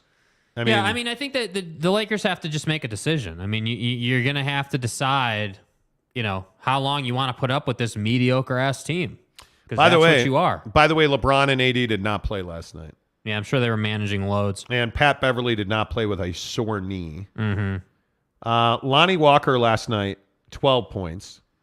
Schroeder at 18. And actually, by the way, Thomas Bryant had 16 points and 10 of 10 from the free throw line. It's odd. That team's built around LeBron. It just is what it is. Yep. It is what it is. But Russ last night has a brutal game. He's minus 18, but 16 points, 5 of 13 from the floor, 1 of 4 from the three-point line. By the way, they lost 113-126 in Toronto. Yeah. So I'm saying the Lakers have fallen. The Lakers it's embarrassing what the Lakers are now. But do you want to you want to guess at what's going to happen in Philly tomorrow? Oh, everybody will play. And they're going to win. They're going to win that game because, yeah, we'll see. Yeah, because everyone will be available and everyone will play. Yeah, I don't know. Dallin Sproul says, Lakers are looking better with full squad, but still won't go anywhere. It doesn't matter what they do, really, because the Pelicans have their pick. They need to make a trade. If I am the Lakers, I am trading Anthony Davis. Yeah. I'm trading everybody that's not named LeBron James. And I really, if I'm the Lakers, I'm trying not to trade Lonnie Walker because I actually think he can be a 20-point-a-night guy in this league. Mm-hmm. But you got to make trades. You've got to make trades. Have to make trades. Have to make trades. I mean, what is Anthony Davis worth? Well, I mean, I think he's definitely not worth what you got from New Orleans for him. But I think he's. I mean, I would say not. A couple of first rounders, 2 first rounders and a starter, that type of deal. I think he's worth that. The problem is the injury history. I mean, you just can't rely on him. When he's on the floor, he's capable of putting up 55 and 25. Legit. Like, he's capable of that. And now the problem is nobody trusts that he's going to stay healthy. So I don't know, man. It's a very, that's why I say if you're the Lakers, like at some point you just got to start over. At some point you just have to accept the fact that you don't have, with all due respect to LeBron James, you don't have the Kobe level competitor in your locker room anymore. And I think you're seeing the value of that or the lack of value, if you will, not having that. And to me, the Lakers have lost and forgot who they are in the league. The Lakers are supposed to be... I like that a lot. Like, the Lakers are supposed to be this team that wins every single season and supposed to be this team that competes for championships, and they are stuck and scared to do what's necessary, which is, you need to move on from AD. You need to either move on from Russ or permanently bring him off the bench. And then I think that's permanent for sure. Well, we'll see. I mean, I don't know. I mean, it depends who's calling and what you want to do with them. But to me, Bron's not the guy that's going to carry your team anymore. He is a great guy to have on the team, but he is not the guy that's going to take you to the finals. You need a young Thundercat. Yeah. You know what I'm saying? All the biggest stories in sports on this show are brought to you by Quick Quack Car Wash. Make sure today's going to be a day for Quick Quack. There's no doubt about that with all the snow that came in. Again, how about all this snow? Yes. I love it. Good snow overnight last night. Salt, dirt, grime on the road. Make sure you get to a Quick Quack Car Wash. Do it what I do. I have a $21.99 a month wash pass. I can go one time. I can go 100 times if I want. And the best part about Quick Quack is the people are really friendly. You can bring the kids because there's all these cool lights. Like the one at the district has all these cool red lights that flash and move, and the soap's different colors. So it's a really good experience, and I love that I don't have to deal with a machine when I pay. Like I roll up. They take my license plate and they're like, hey, thanks. You want a dashboard wash? That's it. I'm done. Yeah. Because I have a wash pass. They take my plate. They know I have it. Done. I don't have to go and say, okay, here's my wash pass, Mr. Computer, and hope that it works. No, man. The guy puts it in. I'm good to go. He smiles. He's nice. The guy in the tunnel sprays off my car so it gets really clean. And the best part about Quick Quack, and I'm kind of a snob about it. I want my wheels to be clean. And at Quick Quack, there's a lot of car washes you go through and your wheels don't get clean. At Quick Quack, your wheels get clean. Yeah. And I love that about going through it. So I go to the district, by the way.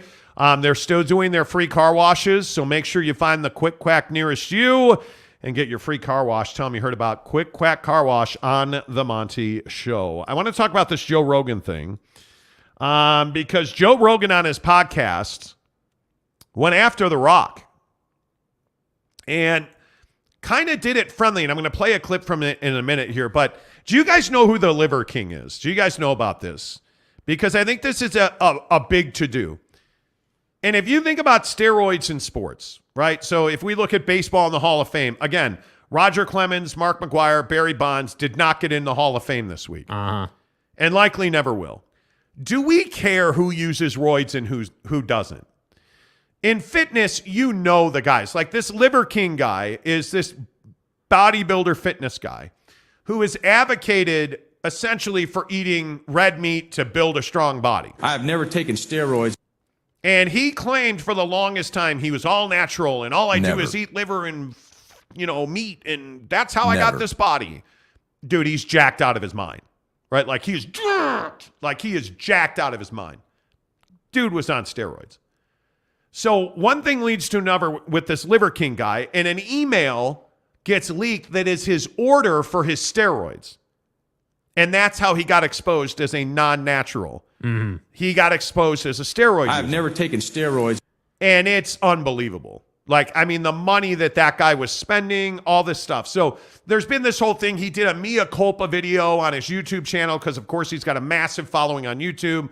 Well, Joe Rogan was talking about it on the Joe Rogan Experience, the JRE. And he was talking about how in Hollywood, there are all these actors that are jacked, right? I love saying that word. Yeah. And so he was saying, hey, should we care that these guys are jacked out of their minds? And he specifically talked about The Rock. I don't think there's anything wrong with doing steroids to achieve that sort of physique for a movie either. Yeah.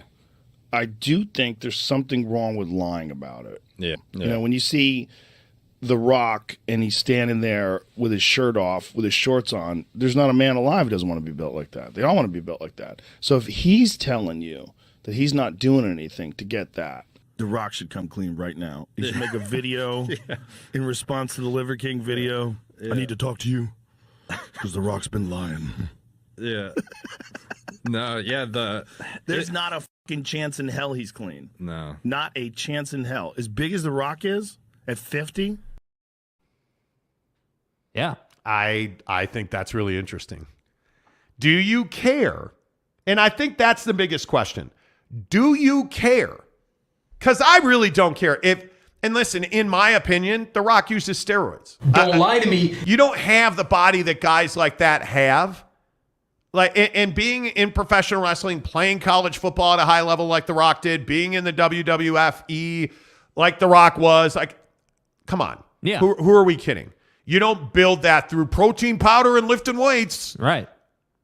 Right? I mean, when you walk into the gym, like I was at the gym yesterday, the guys that are supplementing, right? Do you even lift? But do you care? I don't care, frankly, that The Rock uses roids. I don't care, like in Hollywood, they talk, they were talking about on the show there about, like all the cartoon movies. Right. The Hulk or whoever. Yeah. I don't care. Right. I do not care if this guy uses roids to look like that to be Thor. Right. I don't care.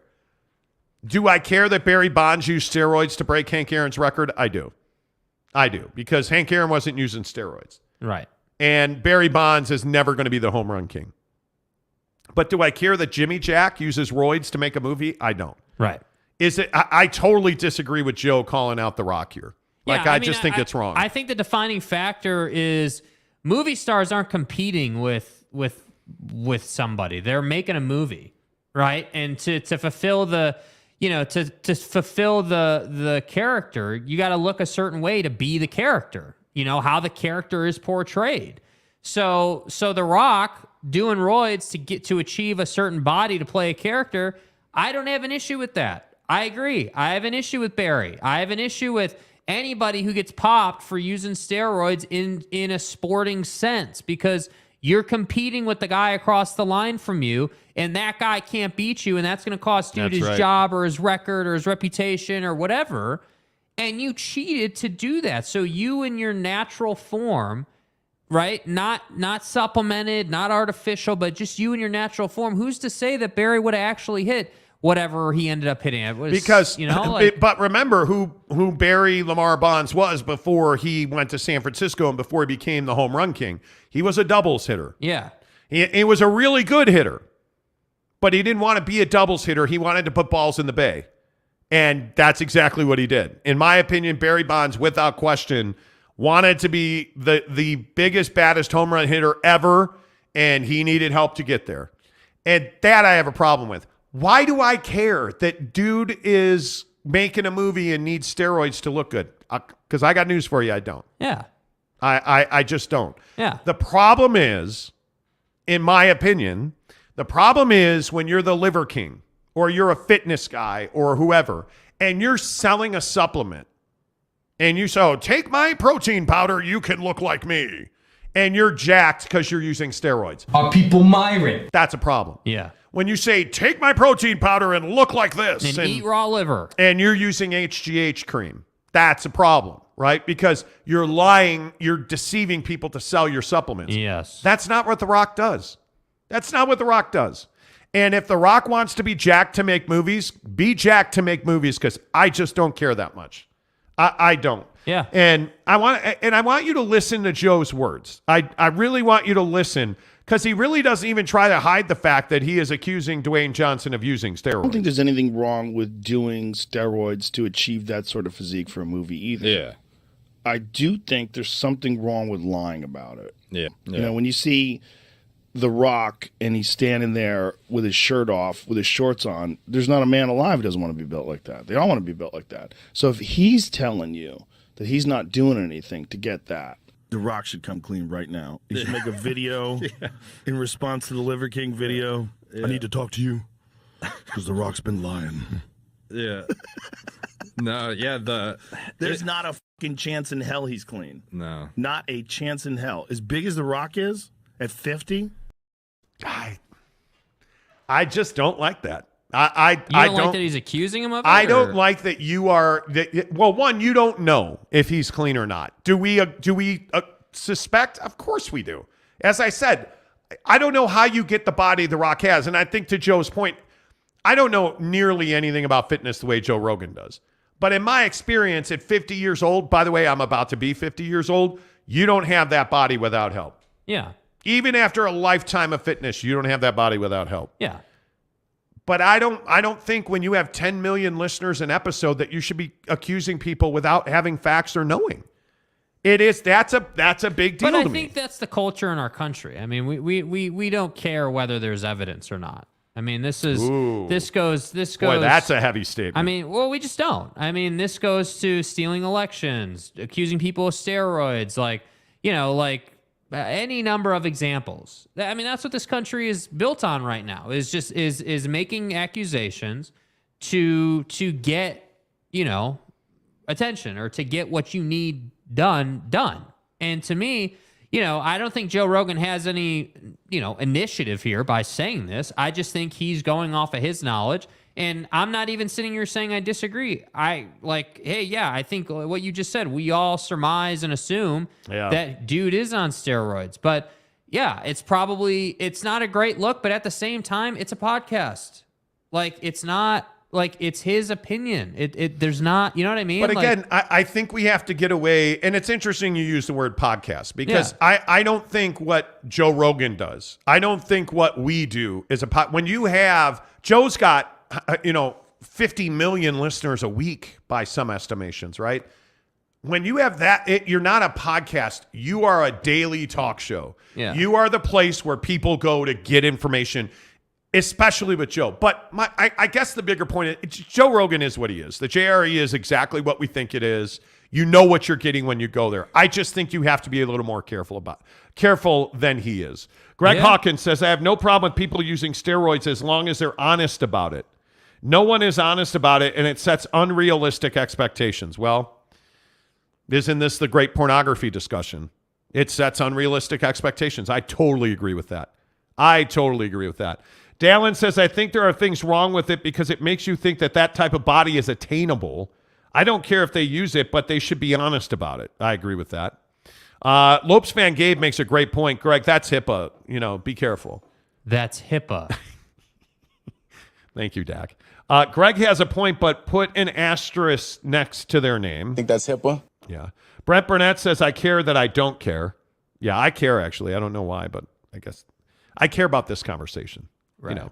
Mike Maple says, a conversation was with a physician, and they discussed a lot of Hollywood bodies. That combo has to include The Rock. Yeah.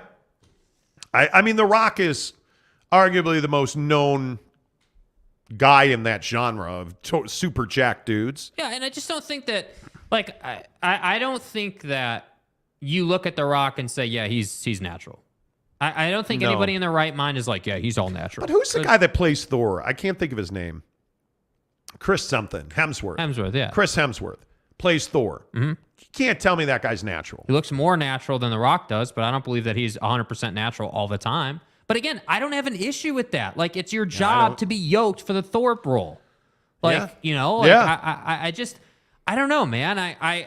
Athletes, in the sense of competition, athletes in like entertainment people are different. Like, very different. Like, athletes, your performance on the field, the numbers you put up, the level you get to, largely defines how long you get to do it. All you have to do in entertainment is make people laugh or keep people intrigued. Yep. Whether you're skinny or yoked or whatever, I don't think people generally care that much. But I do think when you're playing Thor or the Hulk or Black Adam, like, you have to be a certain physical condition. And I do think that we have a perception problem in this country. We all want to be something we're not.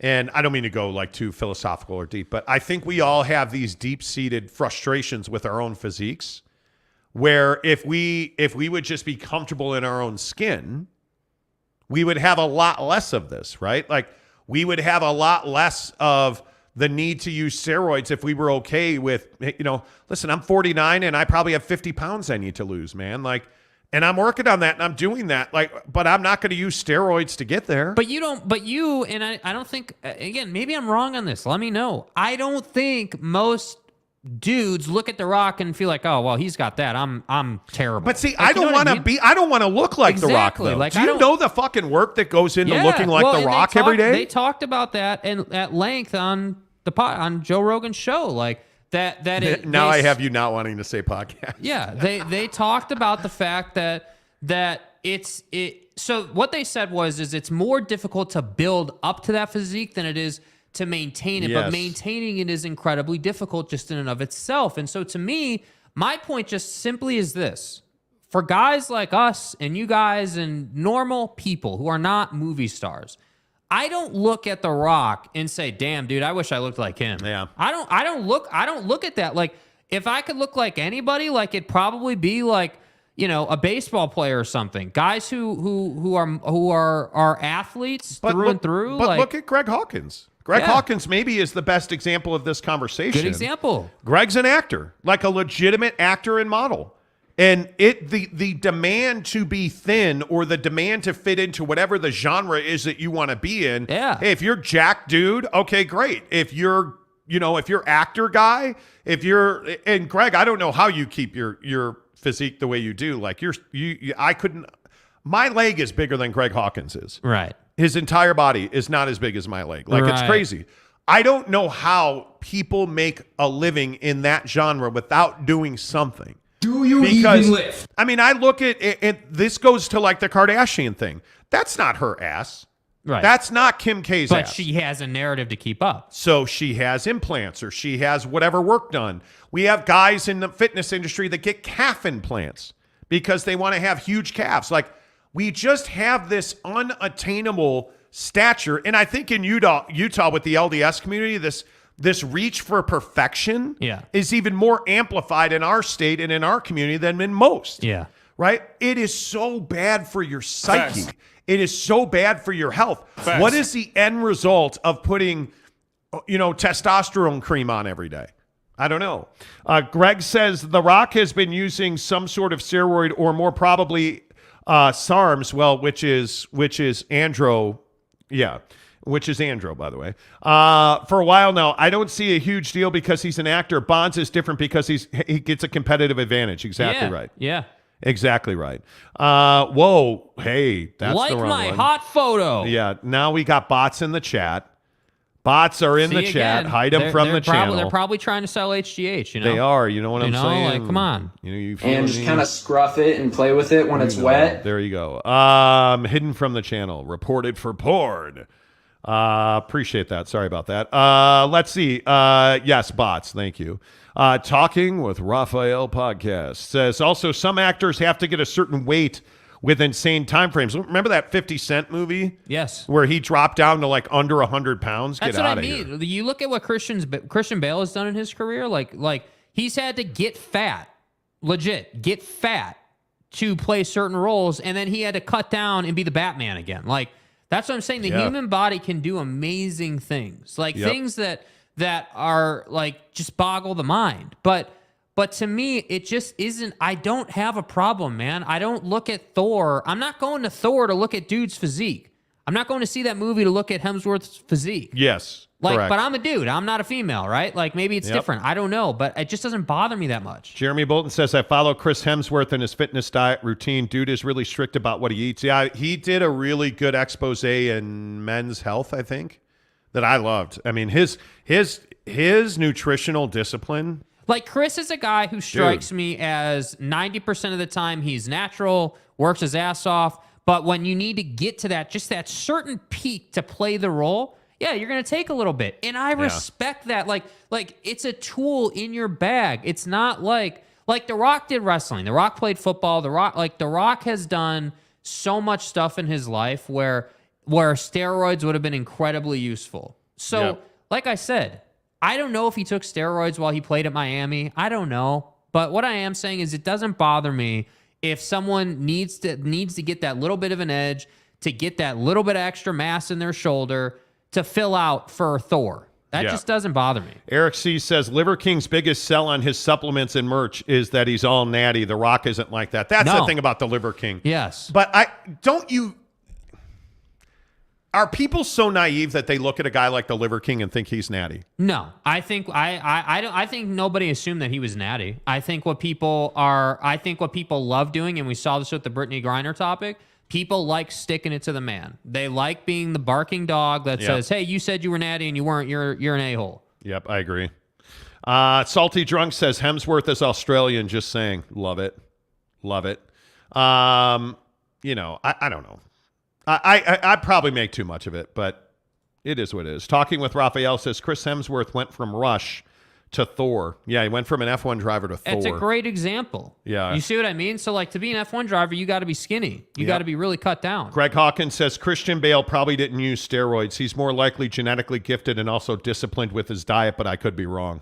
Yeah, but my point is, like, Christian Bale's a great example of the swings in physique, like, that you have to be a prolific actor. Yep. Right? Like, you notice DiCaprio is never been Mr. Weightlifter guy who's got to get yoked, right? He's put on some weight here, cut down there. Like, genetics. You know what I mean? Genetics are a huge part of it. So when you have gifted genetics and you can be Thor, you can be whoever. It's like Jason Momoa, I think is his last name. The guy who the fish guy. The fish guy, like you know. Yeah. You just know. Mike Maple's final comment on this: The Rock in college and early WWE was steroids. And I don't look down upon The Rock for using steroids if he is. I agree. Breaking news this morning: Brittany Griner has been freed from a Russian prison in a prisoner swap. There are reports that she was flown to Abu Dhabi and swapped with a Russian arms dealer. It has been confirmed that did happen. She is on a plane on her way back to the United States right now. I think this is really interesting because so many people are about this. Mm-hmm. Are you okay with the Brittany Griner prisoner swap? Yeah, because I think that it's the cost of doing business. I think that, people are all pissed off and they want to lay the wood to Brittany Griner. And I'm happy to say that she made a mistake. Like, you made a mistake, and that's fine. That's going to happen, but this mistake cost you almost a year of your life, and you almost lost your life. But I think the bigger question is she only free because she's a celebrity? That's a good question. I don't know. I mean, there's a fair point to be had with that, but I think Brittany Griner is someone who obviously is a minority and in a place where she's going to be judged, and that's really sad. But like, that's the reality of our country. That's the reality of Russia, right? Like, we have people in the comments today who are like, "Oh, well, do the crime, do the time." And I'm here to tell you that if you had made an innocent mistake like Brittany Griner did, because she wasn't smuggling drugs, she wasn't, there was no intent to break laws. Like, she clearly uses cannabis to help her body, which a ton of athletes do. That's become super normalized now. So if you're the guy today that's saying, do the crime, do the time, I have an issue with you, big time. Because if you were Brittany Griner and you had made an innocent mistake, cannabis oil or whatever, and you got put in a Russian penal colony, which is just an extremely over the top, unnecessary punishment, would you then be saying, do the crime, do the time? No, you probably wouldn't be saying that, would you? So to me, that's what I have an issue with. Now, this whole premise of would she have been swapped? Would the Biden administration have done what they did with Victor Bout to get her out? Would they have done that with just a normal person? Probably not. It's just truth of the matter. Probably not. Because she is a celebrity. She is black. She is a lesbian. And she is a star and beloved in this country. So, no, you're probably not doing that for a buddy from Maine who decided to break a law in a Russian airport. And frankly, would anyone even know about it if an average American did that? Would anybody even know that it even happened? Probably not. So, yeah, she probably gets special treatment, but it is what it is. I'm just here to tell you I'm not here for the crowd that's like, do the crime, do the time. That's just not what I think is appropriate, and I think it's incredibly short-sighted and disrespectful to be saying that. I think it's harsh for sure. This is such a difficult topic to talk about. And I know that people, first of all, you can't compare Brittany Griner to a Marine that's being held for espionage in Russia. You can't do that. You can want to do that, and you can say that, well, they should have swapped this arms dealer for the Marine. Mm-hmm. It wasn't an option. I mean, the Russians have all but said that. They're in control of the game. You're just playing their game. Does that make sense? You know what I mean by that? Yeah, 100%. I mean, it's not... So Biden doesn't get to call Putin and say, hey, you've got this Marine, you've got Brittany Griner, and you've got a select few other Americans. Obviously, Griner and the Marine are our top priorities. So here's what we're willing to do. We're willing to give you Victor for the Marine. Russia's going to come back and say, well, that's not on the table. The Marine's not for sale, right? You can have Griner for Bout, but we're not doing Griner, or we're not doing Bout for the Marine. The thing that I think people don't understand is she was only arrested because she's high profile. That's it. Like, cannabis oil is not something you get 9 years in a Russian prison at hard labor for. That you don't get 9 years for that. And this idea that it's okay to swap an arms dealer for a Marine, but she's a black woman that's a lesbian, so she should be okay to be in jail. Nobody's okay to be in jail. And it's wrong that Russia, and this is the other part of this I don't understand. Why are we blaming the American government for this? Like, it's wrong that Russia is essentially, taking people off the street to use for political leverage. Right. Because that's all Brittany Griner is. You got to understand that. It's an opportunity. She is leverage for the Russians. You just gave a gift to the Russians. It's just remarkable to me that we have so many of these people that I feel like there's so many people this morning that have not been able to see that. You are not going to be able to swap the Marine for this arms dealer. Yeah. And my struggle is, why can we not recognize that? Yeah. I mean, I just don't know why we can't recognize that from the Russian standpoint, they're not equal. Like, the Russians don't view the Marine the same way they view Brittany Griner. And again, it's legit. The Russians don't care who you are, right? They don't care that, like, they don't look at Brittany Griner and say, oh, she's black, she's a lesbian, she's a horrible person. That's not how they look at it, in my opinion. They say, oh, you're a female, you're black, you're a lesbian, and you're a high-profile figure? Yeah, your ass is definitely going to jail for cannabis oil. 100%. Yeah. That's how they look at it. Oh, you're a white male who's middle-aged and you're a Marine? Oh, well, man, you can take it. You're a Marine. We're going to beat your ass for like 5 years, and then, maybe we'll think about it. We're gonna say that you were spying, and this Paul Whelan is the guy's name, by the way. Yeah. This Marine, Mr. Whelan, I don't know how you fix that. And I thought it was really critical that his brother went on Good Morning America this morning and celebrated Brittany Griner's release and praised the Biden administration for getting it done so fast. And his brother understands that it was not possible to get a prisoner swap done to get his brother out. But everybody else is like, oh, she's only out because she's a basketball player. It has nothing to do with it. And it's perspective. You don't understand. You don't understand what it's like to do business with the Russians.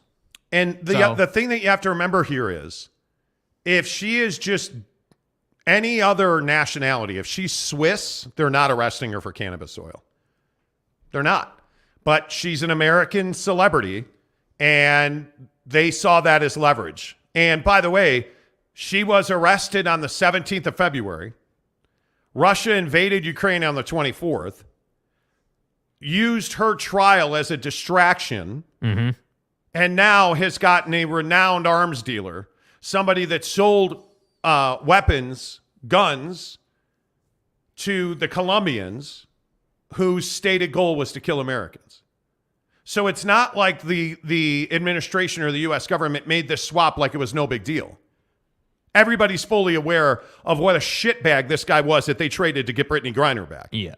Right? You're not doing this because, oh, well, there's a Marine there, and you're doing this because there's an American there. Yeah. And nobody should be in prison in Russia. And particularly when you look at this situation, Brittany Griner is a high-profile American in a penal colony in Russia. Her life is in danger every single moment she's there. Like, it makes perfect sense. And again, I just say the Russians were not going to swap the Marine for the arms dealer. And the American government wasn't going to swap the arms dealer for the Marine. You weren't going to do that. The Russians saw an opportunity to get their arms dealer back. The Americans saw an opportunity to get their American back, so they did the deal. Yep. It shouldn't be a thing where, oh, Joe Biden's too old, he's asleep. It has nothing to do with Joe Biden. Like, and this is what I was saying when Brittany Griner's wife and her family were all ripping the Biden administration for not acting. You understand they got Brittany Griner out of that prison in less than a year. It has not even been a year yet. Do you get that? Greg, I'm disappointed in you, bro. Disappointed in that comment, dude. What comment is that? Second from the bottom right there. Don't smuggle weed into Russia. Her sentence was ridiculous, but that's how you get into other countries. Follow the laws of the places you visit. Well, I am actually not disappointed in that. I'm disappointed you would use the word smuggle. She was not smuggling weed into a country. Yeah, she didn't even hide it, by the way. That's the other thing that everybody's been saying this morning. It really bothers me that we're using the word smuggle, because smuggle, sends this message that she had, cocaine bricks hidden on her stomach or something. Like, you weren't smuggling anything. Like, you were naive. You want to call her naive? You want to call her I would even be okay if you called her stupid for doing this, because it is stupid and it is naive and it shows a lack of awareness for sure. But to say and use the word smuggle is completely inappropriate in my mind. Yeah, I think that the other truth that has to be spoken here, if we're telling the truth about this, Brittany Griner carries a significant amount of responsibility for her predicament. Yep, she does. She is a professional basketball player in Russia. This is not her first foray there. She is well paid. She knew the rules when she went, and she chose to ignore them. And she had cannabis oil. She had, for lack of better whatever, she had cannabis oil in her bag. And they knew it. And but there are some people that believe, and I don't have a problem believing it's true, that they spied on her to try and find leverage. Yeah. And they spy on all Americans in Russia. That's what I mean. It's an opportunity. They spied on her to find leverage, and the cannabis oil was the leverage.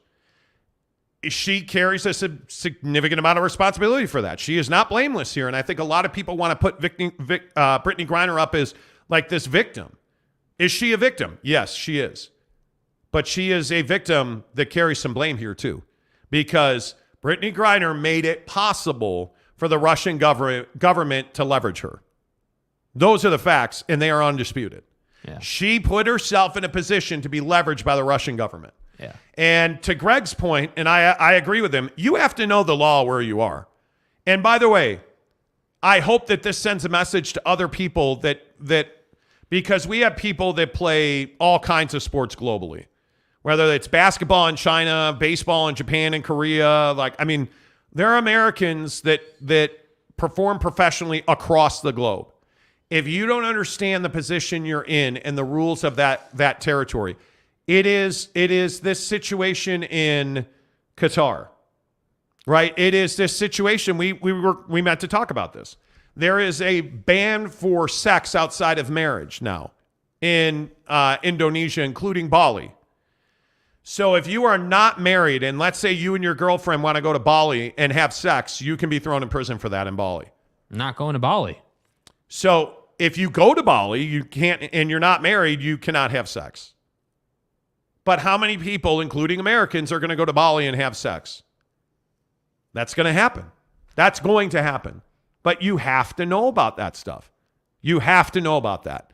And when you are a female professional basketball player, you're going to be in Germany. You're going to be all across Europe, including Russia, although I doubt you're going to be in Russia anymore. When you are an American hockey player, you're going to play hockey in Europe. The KHL is the Russian Hockey League. It's a very lucrative living. Yeah. You're going to go there because the money's going to bring you there. The bottom line is you better know the laws. You better know the rules. You better play by them. And by the way, even if you do, there's still a chance you're going to be a Marine veteran who's going to get arrested for espionage in Russia. Yep. So I probably wouldn't be going to Russia. I just wouldn't. Yeah. So, but that's just me. Greg says Thailand has legal weed, but that's it as far as I know. Raphael, he said. Salty Drunk Monty, people don't learn from others. Australians are regularly caught with drugs in Indonesia and get caught, which is amazing. Eric C. says an American is freed and Ruffs isn't happy, a true patriot. Well, I'm sure he's not. Legally, she was smuggling. She is a victim, but she is one naive victim, and she is responsible for her actions. Yeah. She is responsible for her actions. It is what it is. Brett Burnett says, will Griner sue the WNBA for playing in Russia when the State Department warned to stay away? Why would she sue the WNBA? She wasn't. You're just hunting for drama now. Yeah. Like that just doesn't. Come on. Let's see. Brent Terry said she did something wrong. She was not innocent. Oh, she was innocent. She was innocent. Whatever this was that the Russians did, Brittany Griner, her only quote unquote crime was having cannabis oil, which is freely available pretty much all around the world. Yeah. And other than that, she is a complete and total victim. She was used. This was a charade. This was a charade, without a doubt. I just, it's crazy to me that that's what happened. Duck Season says, long and short, Jake and me are meant to be together. Jake's season. Okay. Well, you better send pictures because I don't know if that's true. Greg Hawkins says, I'm okay with Jake not liking the term smuggling, but that's really how the Russians saw it, likely as an excuse to arrest her. Yeah. I just think she was an opportunity. Yeah. Like, that's just what it is. Like we can sit here and have some pissing match about like whether she actually was smuggling or whether, she broke some law or like whatever. The fact is she's an opportunity, just like any American on Russian soil. I don't care who you are. And again, I just hope people understand you cannot compare Brittany Griner to Paul Whelan. You can't do it. Paul Whelan, the American Marine that's in prison for spying in Russia. You cannot, if you believe that they chose to free Brittany Griner over Paul Whelan, if you believe the American government chose to free Brittany Griner over Paul Whelan, you have no idea of what the process looks like. Yeah. There really isn't a process. It is, it's crazy. Austin Apiersky, good morning to you, sir. He said, I just tuned in and I'm feeling all kinds of deja vu from the summertime talking about this. Yeah she's dude. out. Brittany Griner is free, thankfully. Thankfully, she is free. And Ruff's official, this is the one comment I'm going to read from you because this is how dumb this comment is. An American veteran isn't freed and Eric C. is okay with it because woke pothead is more important to him. That is just so stupid and so utterly ridiculous. Yeah. Nobody has said that anybody's okay with him being in jail in Russia. And Ruff's, it is, again, just the example of you're welcome on the show, but I'm just not going to read your comments anymore because it's comments like this that are intentionally detrimental to the process. It's intentionally, you're just being an asshole. And it really brings the show down. Yeah. And people don't like interacting with you. And I hope you understand that. You have no idea what you're talking about. Yeah. You have no idea what you're talking about. None whatsoever. Brett Burnett, hard to believe how much Russia has fallen, but so desperate these days. It really is sad because there was a turning point with Russia where you felt like it could be, there could be a relationship. There could be a relationship where you could have a productive phone call. And now that just doesn't exist. The war in Ukraine has absolutely changed everything. Yeah. Because and now Putin knew that would happen, which is why it's happening. Yeah. Yeah, I agree with that. Brett Stubbs says, but let's just get back to the fact that Jazz are a fun team to watch. Frustrating at times, yes, but working their asses off. Totally agree with that. Yeah. Ruff has become driftwood. He has. And you know what, you guys, in conversations like this Brittany Griner thing, it doesn't have to go to that place. Everybody's opinion is welcome on this show, but when you get into stuff like that, where you're insulting other people and you're making, it just isn't worth it to us. Yeah. Because that's not what the conversation's about. Nobody's stupid. Nobody, like, you make dumb comments, you insult people, and you're just being a jerk for the point of being a jerk. And that's not fun. That's not, it's not even that Brittany Griner is a fun conversation. It's an important conversation. Yeah. And you're not willing to have it. It's crazy to me. Greg says, as long as Russia has Putin, I doubt diplomacy between us and them will ever get anywhere for a while. Oh, I agree with that 100%. Yep. Which is why you need to eat at McDonald's. Right. Frankly. Right. Jake, did you download the McDonald's app today? I did not. You did not. Did you? No, I did not. Yeah, the Taco Bell thing ruined fast food for me for a minute. It did. I'm a little wary of it right now. Not to say that I won't eat it, but like I think, dude, that messed me up, dude. I'm serious. Like that ended me for 2 days. Like it was not good. I did not have that much trouble with it. I was like 4 or 5 hours. I had oats, and that was great. The problem is you ate the Taco Bell and then went to bed. You can't do that.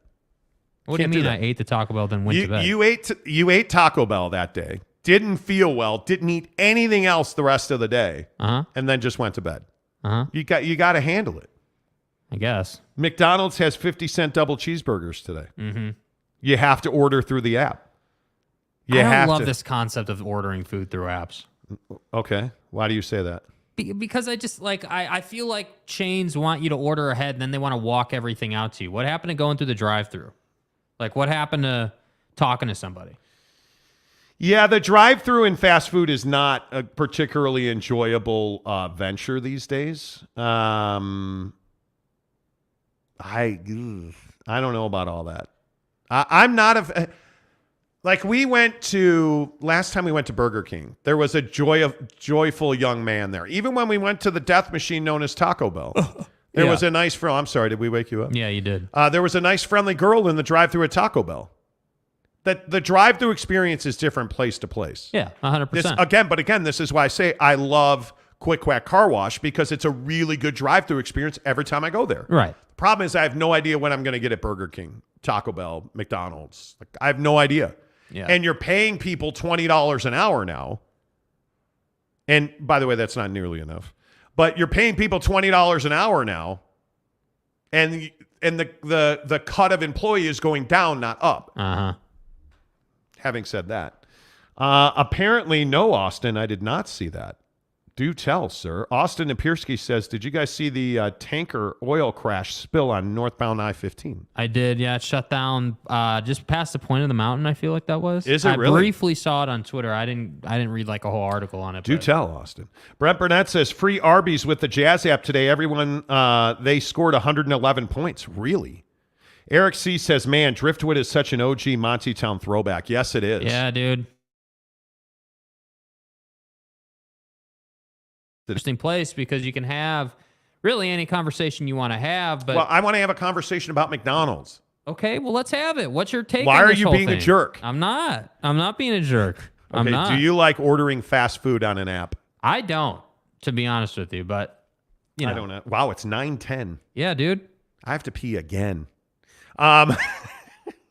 Losing weight, all I do now is pee. That's it. Yeah. I don't like ordering fast food on an app. Like, so Papa Murphy's, you download the app, you order it, you pick your pizza up. All right, cool. Right. I don't like ordering on an app for McDonald's. Yeah. But the problem is you don't get their discounts or their free stuff unless you order on the app. You can't get a Happy Meal toy unless you order on the app.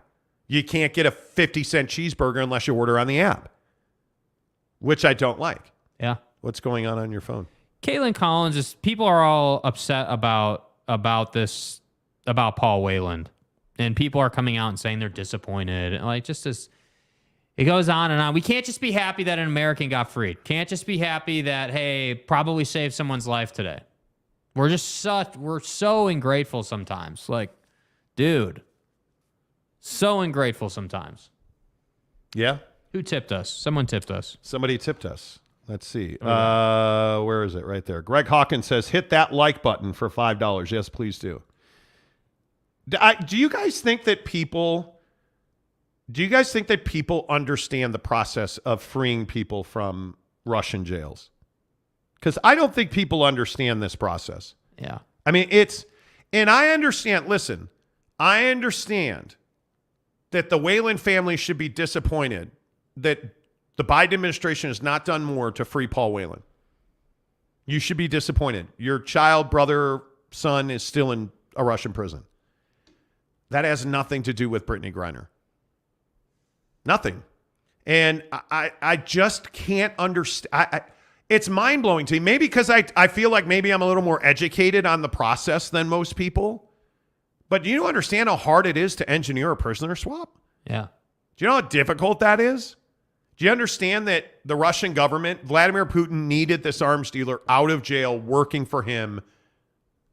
That's why this happened so quickly. Yes. Putin had a need. And that's the long and short of it. Yep. But a guy like Paul Wayland is just as deserving to be freed. It doesn't mean that anybody's happy that this Marine is still there. Yeah. Nobody's happy about that. But there's not been an opportunity to free him. Yeah. There has not been. So they weren't going to trade a Marine for an arms dealer. The Russians were not going to do that. Paul Wayland is worth far more to them than Brittany Griner. When in the grand scheme of things, he's an American Marine. It drives me crazy. It absolutely drives me crazy. Why can we not be more happy for somebody that got freed from a Russian jail today? And if you're upset that she's free, you don't understand the process. Yeah.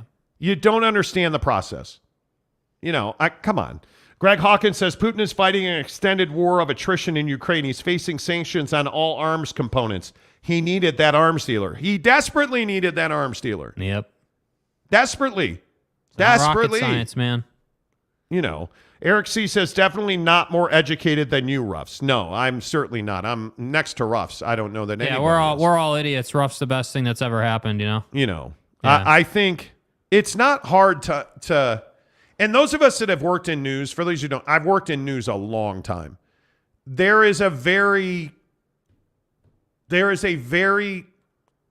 clear path. There is a very clear process in the prisoner swap game. What do the Russians need? What do you have to offer? The Russians, as Greg so properly points out, they needed arms. They are struggling to get the parts to even make arms in Russia now because of all the sanctions, all the embargoes. So you need somebody who knows how to smuggle stuff into the country. That would be an arms dealer. That would be somebody that's got global connections in the arms game. I need that guy. How about we give you your basketball player to get them back? And my guess is And essentially, MSNBC talked about this. David Petraeus talked about this, that they only kidnapped her or only arrested her knowing that this is the swap they were going to make. They knew that that was going to happen. Yeah. And why did they do that? Because they knew that when they arrested her on the 17th of February, they invaded Ukraine a week later on the 23rd or something. They knew that there were going to be sanctions. They knew there were going to be embargoes. They only arrested her so they could get their arms dealer back. Yep. And it makes perfect sense. Wait, like, are you kidding me? Yeah. Yeah. It makes perfect sense. What are we even talking about? What are we even talking about? Eric in Raleigh says the United States are going to watch the arms dealer like a hawk and arrest him again. I mean, I would guess. I would think he's going to be one of the most wanted. I don't think there's any doubt about that he'll be one of the most wanted people on the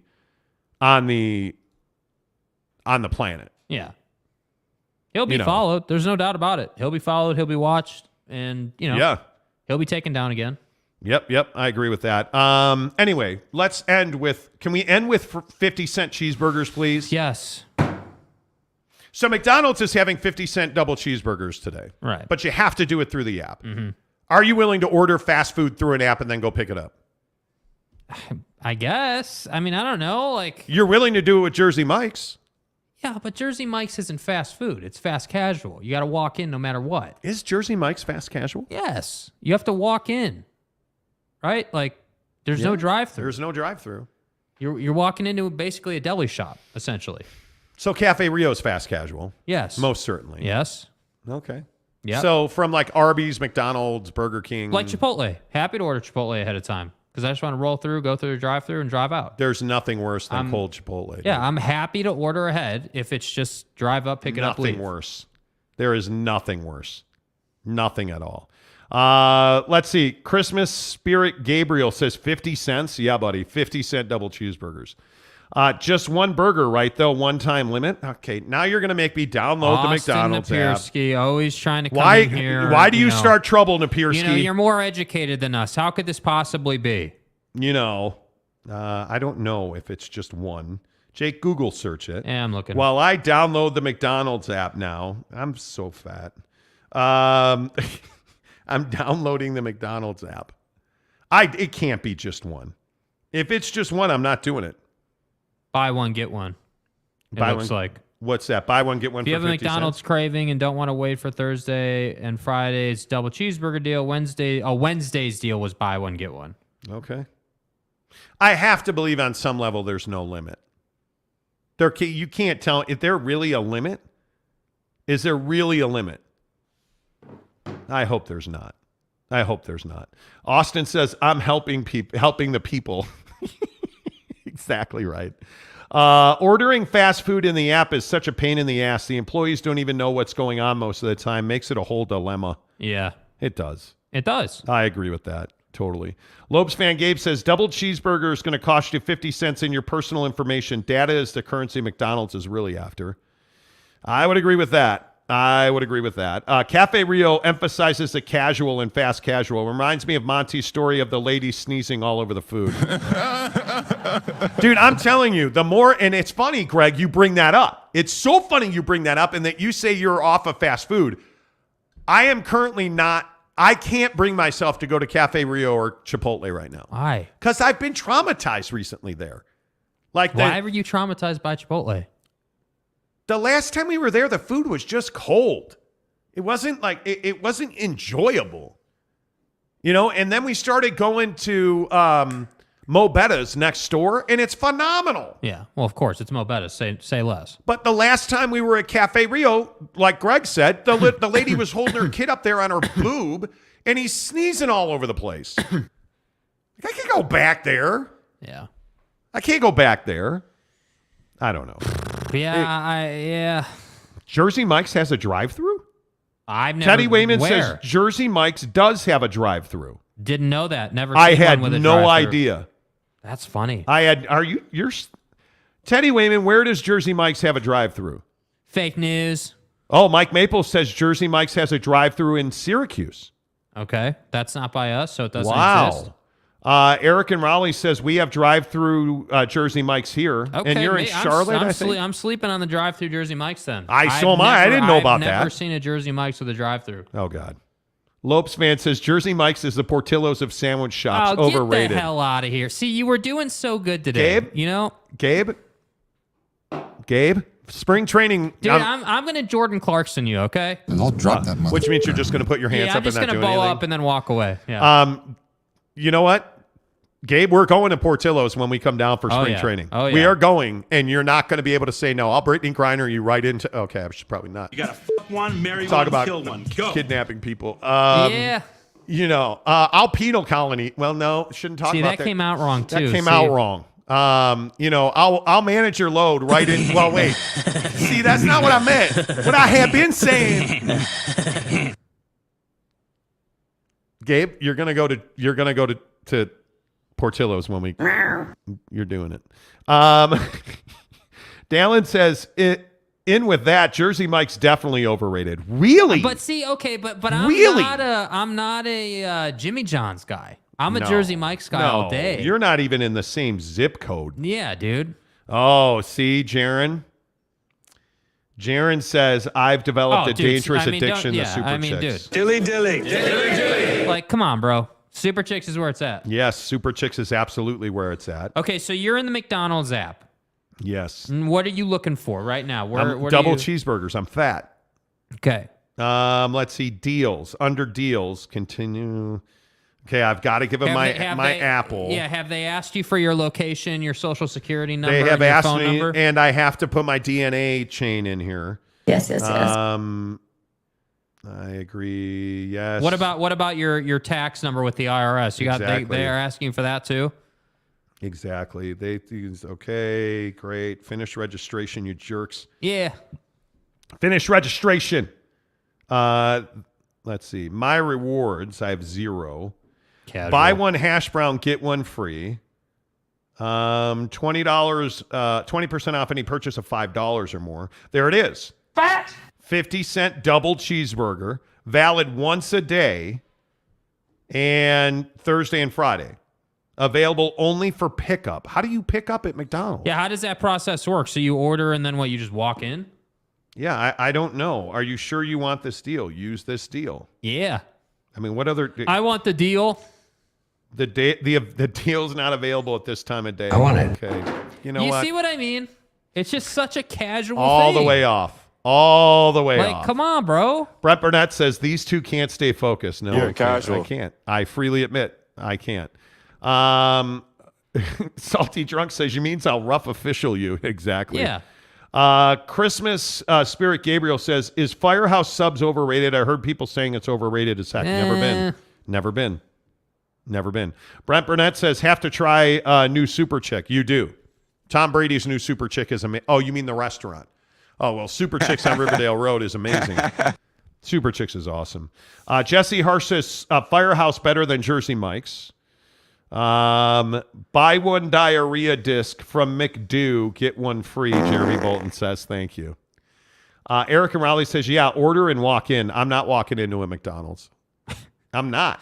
Is McDonald's the Walmart of fast food? God. I will never go to Walmart. If you see me at Walmart, I'm a man. It's a doppelganger because I am never going to Walmart. I'm not doing it. Okay. I'm not. Austin Apiersky says, valid one time a day. That's a fat L. Well, you get fat from, Shanna Garbeck, good morning to you, friend. She says, hey, just got on. Quick question, and maybe already covered, but before you wrap things up, I have a question in regard to BYU coaching changes. Who will be coaching for the bowl game? Up in the air. Remains to be seen. Remains to be seen. Yeah. That is absolutely a good question, and the answer is I don't know. I mean, I have to think that I think grad assistants will cover the defense. You need your guys out recruiting.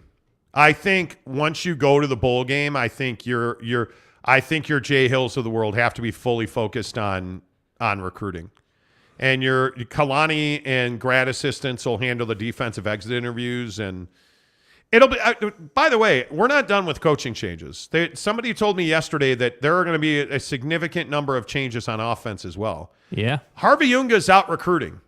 So I don't know. all this talk, and I think I even said this earlier, I can't see them whacking Harvey Unga. He wouldn't be out recruiting if he was going to. He's out recruiting. Yeah, he's out recruiting. So yeah, I don't know. That's a good question, Shannon. I don't know who's going to coach the bowl game. We've asked. They haven't specifically said. I mean, they've been there. Kelly and Jay have been there a day. So I don't think they even know yet.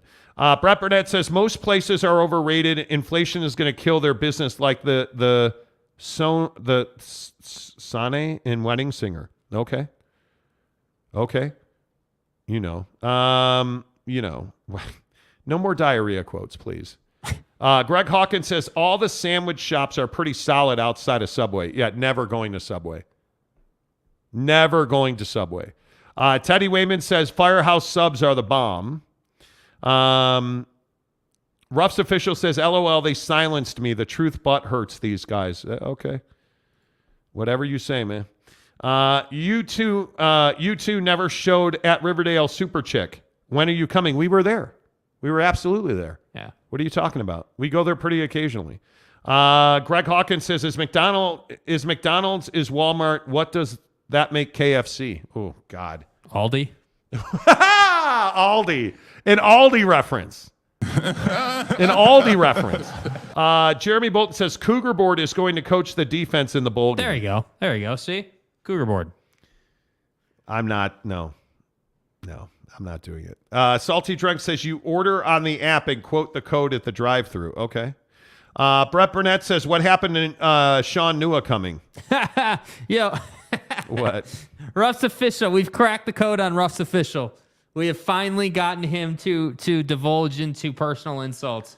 Fast food, something these guys are probably experts on. There you go, man. We have defeated Ruff's official. I love it. You know. Dallin says maybe why you don't trust my opinion, but I like the meatball sub at Sub. Meatball subs are so good. But the meatball sub at Subway's been a classic for decades.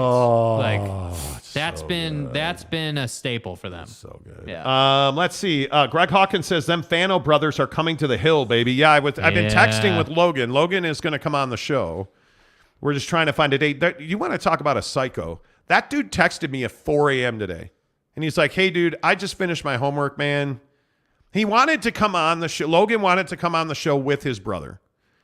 And so we've been trying to work it out. He's like, my brother can't make it. I just finished my homework. Essentially, he said, I'm going to bed. It's like, all right, cool. We'll figure it out. Logan's a stud, dude. Logan is a stud. Yeah, they both announced yesterday, basically. You know, tough loss for the Grizzlies last night in Jacksonville. Yeah, it's been you understand the Utah Grizzlies, basically their top two lines are now up in Colorado. Yeah. Like it has been a tough season of turnover. You know, Skinny Dick Nick gets the last say and says Subway tuna underrated. Any tuna sub is underrated. And finally, has anyone been banned on the show? Salty Drunk says nobody's been banned on the show. We don't ban people. We'll put you in timeout for a minute, but we're not going to ban you. So banning is bad for business. This is why I always ask people, why are you blocking people on Twitter? Why are you blocking people on Twitter? Put them on ignore or whatever it is. Mute. Thank you. Why are you blocking them? I don't understand that. Why would I block anybody from this show? I don't understand that. I would not do that. That's bad for business. Yeah, it doesn't make sense. It doesn't make sense at all. Yeah. It does not make sense at all. The Monty Show is presented by the Advocates, UtahAdvocates.com. Bottom line, are we going to McDonald's for cheeseburgers? Sure. Should we do a YouTube short on it? We'll probably do a YouTube short. By the way, if you haven't noticed our YouTube shorts, we're doing them. We are doing hot takes every day. It's on a hot take playlist. So make sure you check that out. And somebody asked about sub count. We are over 3,300 subs now. 8,300. 8,303. Okay. We are officially 700 to go. I mean, you guys got a shot here. I mean, it's only the 8th. 697 to go. Yeah, I mean that's pretty good work. I mean, what is that? We under 30 a day. Would you say 697 to go? Yeah, 697 to go. And when we got 22 days left? Yeah. 31 and a half a day. Actually, it's 23 days. Okay. Because there's 31 days in January. Okay. 23 days. 30.3 to go. And we've been picking up a bit more than that. So, yeah, if you are not subscribed to the show, please give us a thumbs up. That really helps the channel grow. If we get to 9,000 by the end of the year, you and a +1 are going to the Jazz game with us. Black car, anything you want in the team store. Let's go. Yep. So subscribe to the channel. Please give us a thumbs up. If you're all 100 of you that are watching the show right now, please give us a thumbs up. It really helps the channel grow. And yeah, when we get to 9,000 subs, if it is in the month of December, before the 1st of January, if we get to 9,000 subs, one of our subscribers, you're going to come to a Jazz game with us +1. So it'll be me, Jake, you, plus one of your people, whoever you want to bring. We'll have a black car. We'll get you... I would encourage you to do a sweatshirt, but we'll get you a custom jersey, anything you want from the team store, and we'll watch the Cavs and the Jazz together. Got to subscribe. That's all I'm saying. Do it. And it'd be great if you guys could hit like on the channel right now. Young Jake, until tomorrow, yeah, I guess say goodbye. Goodbye, Jake. Goodbye, Jake.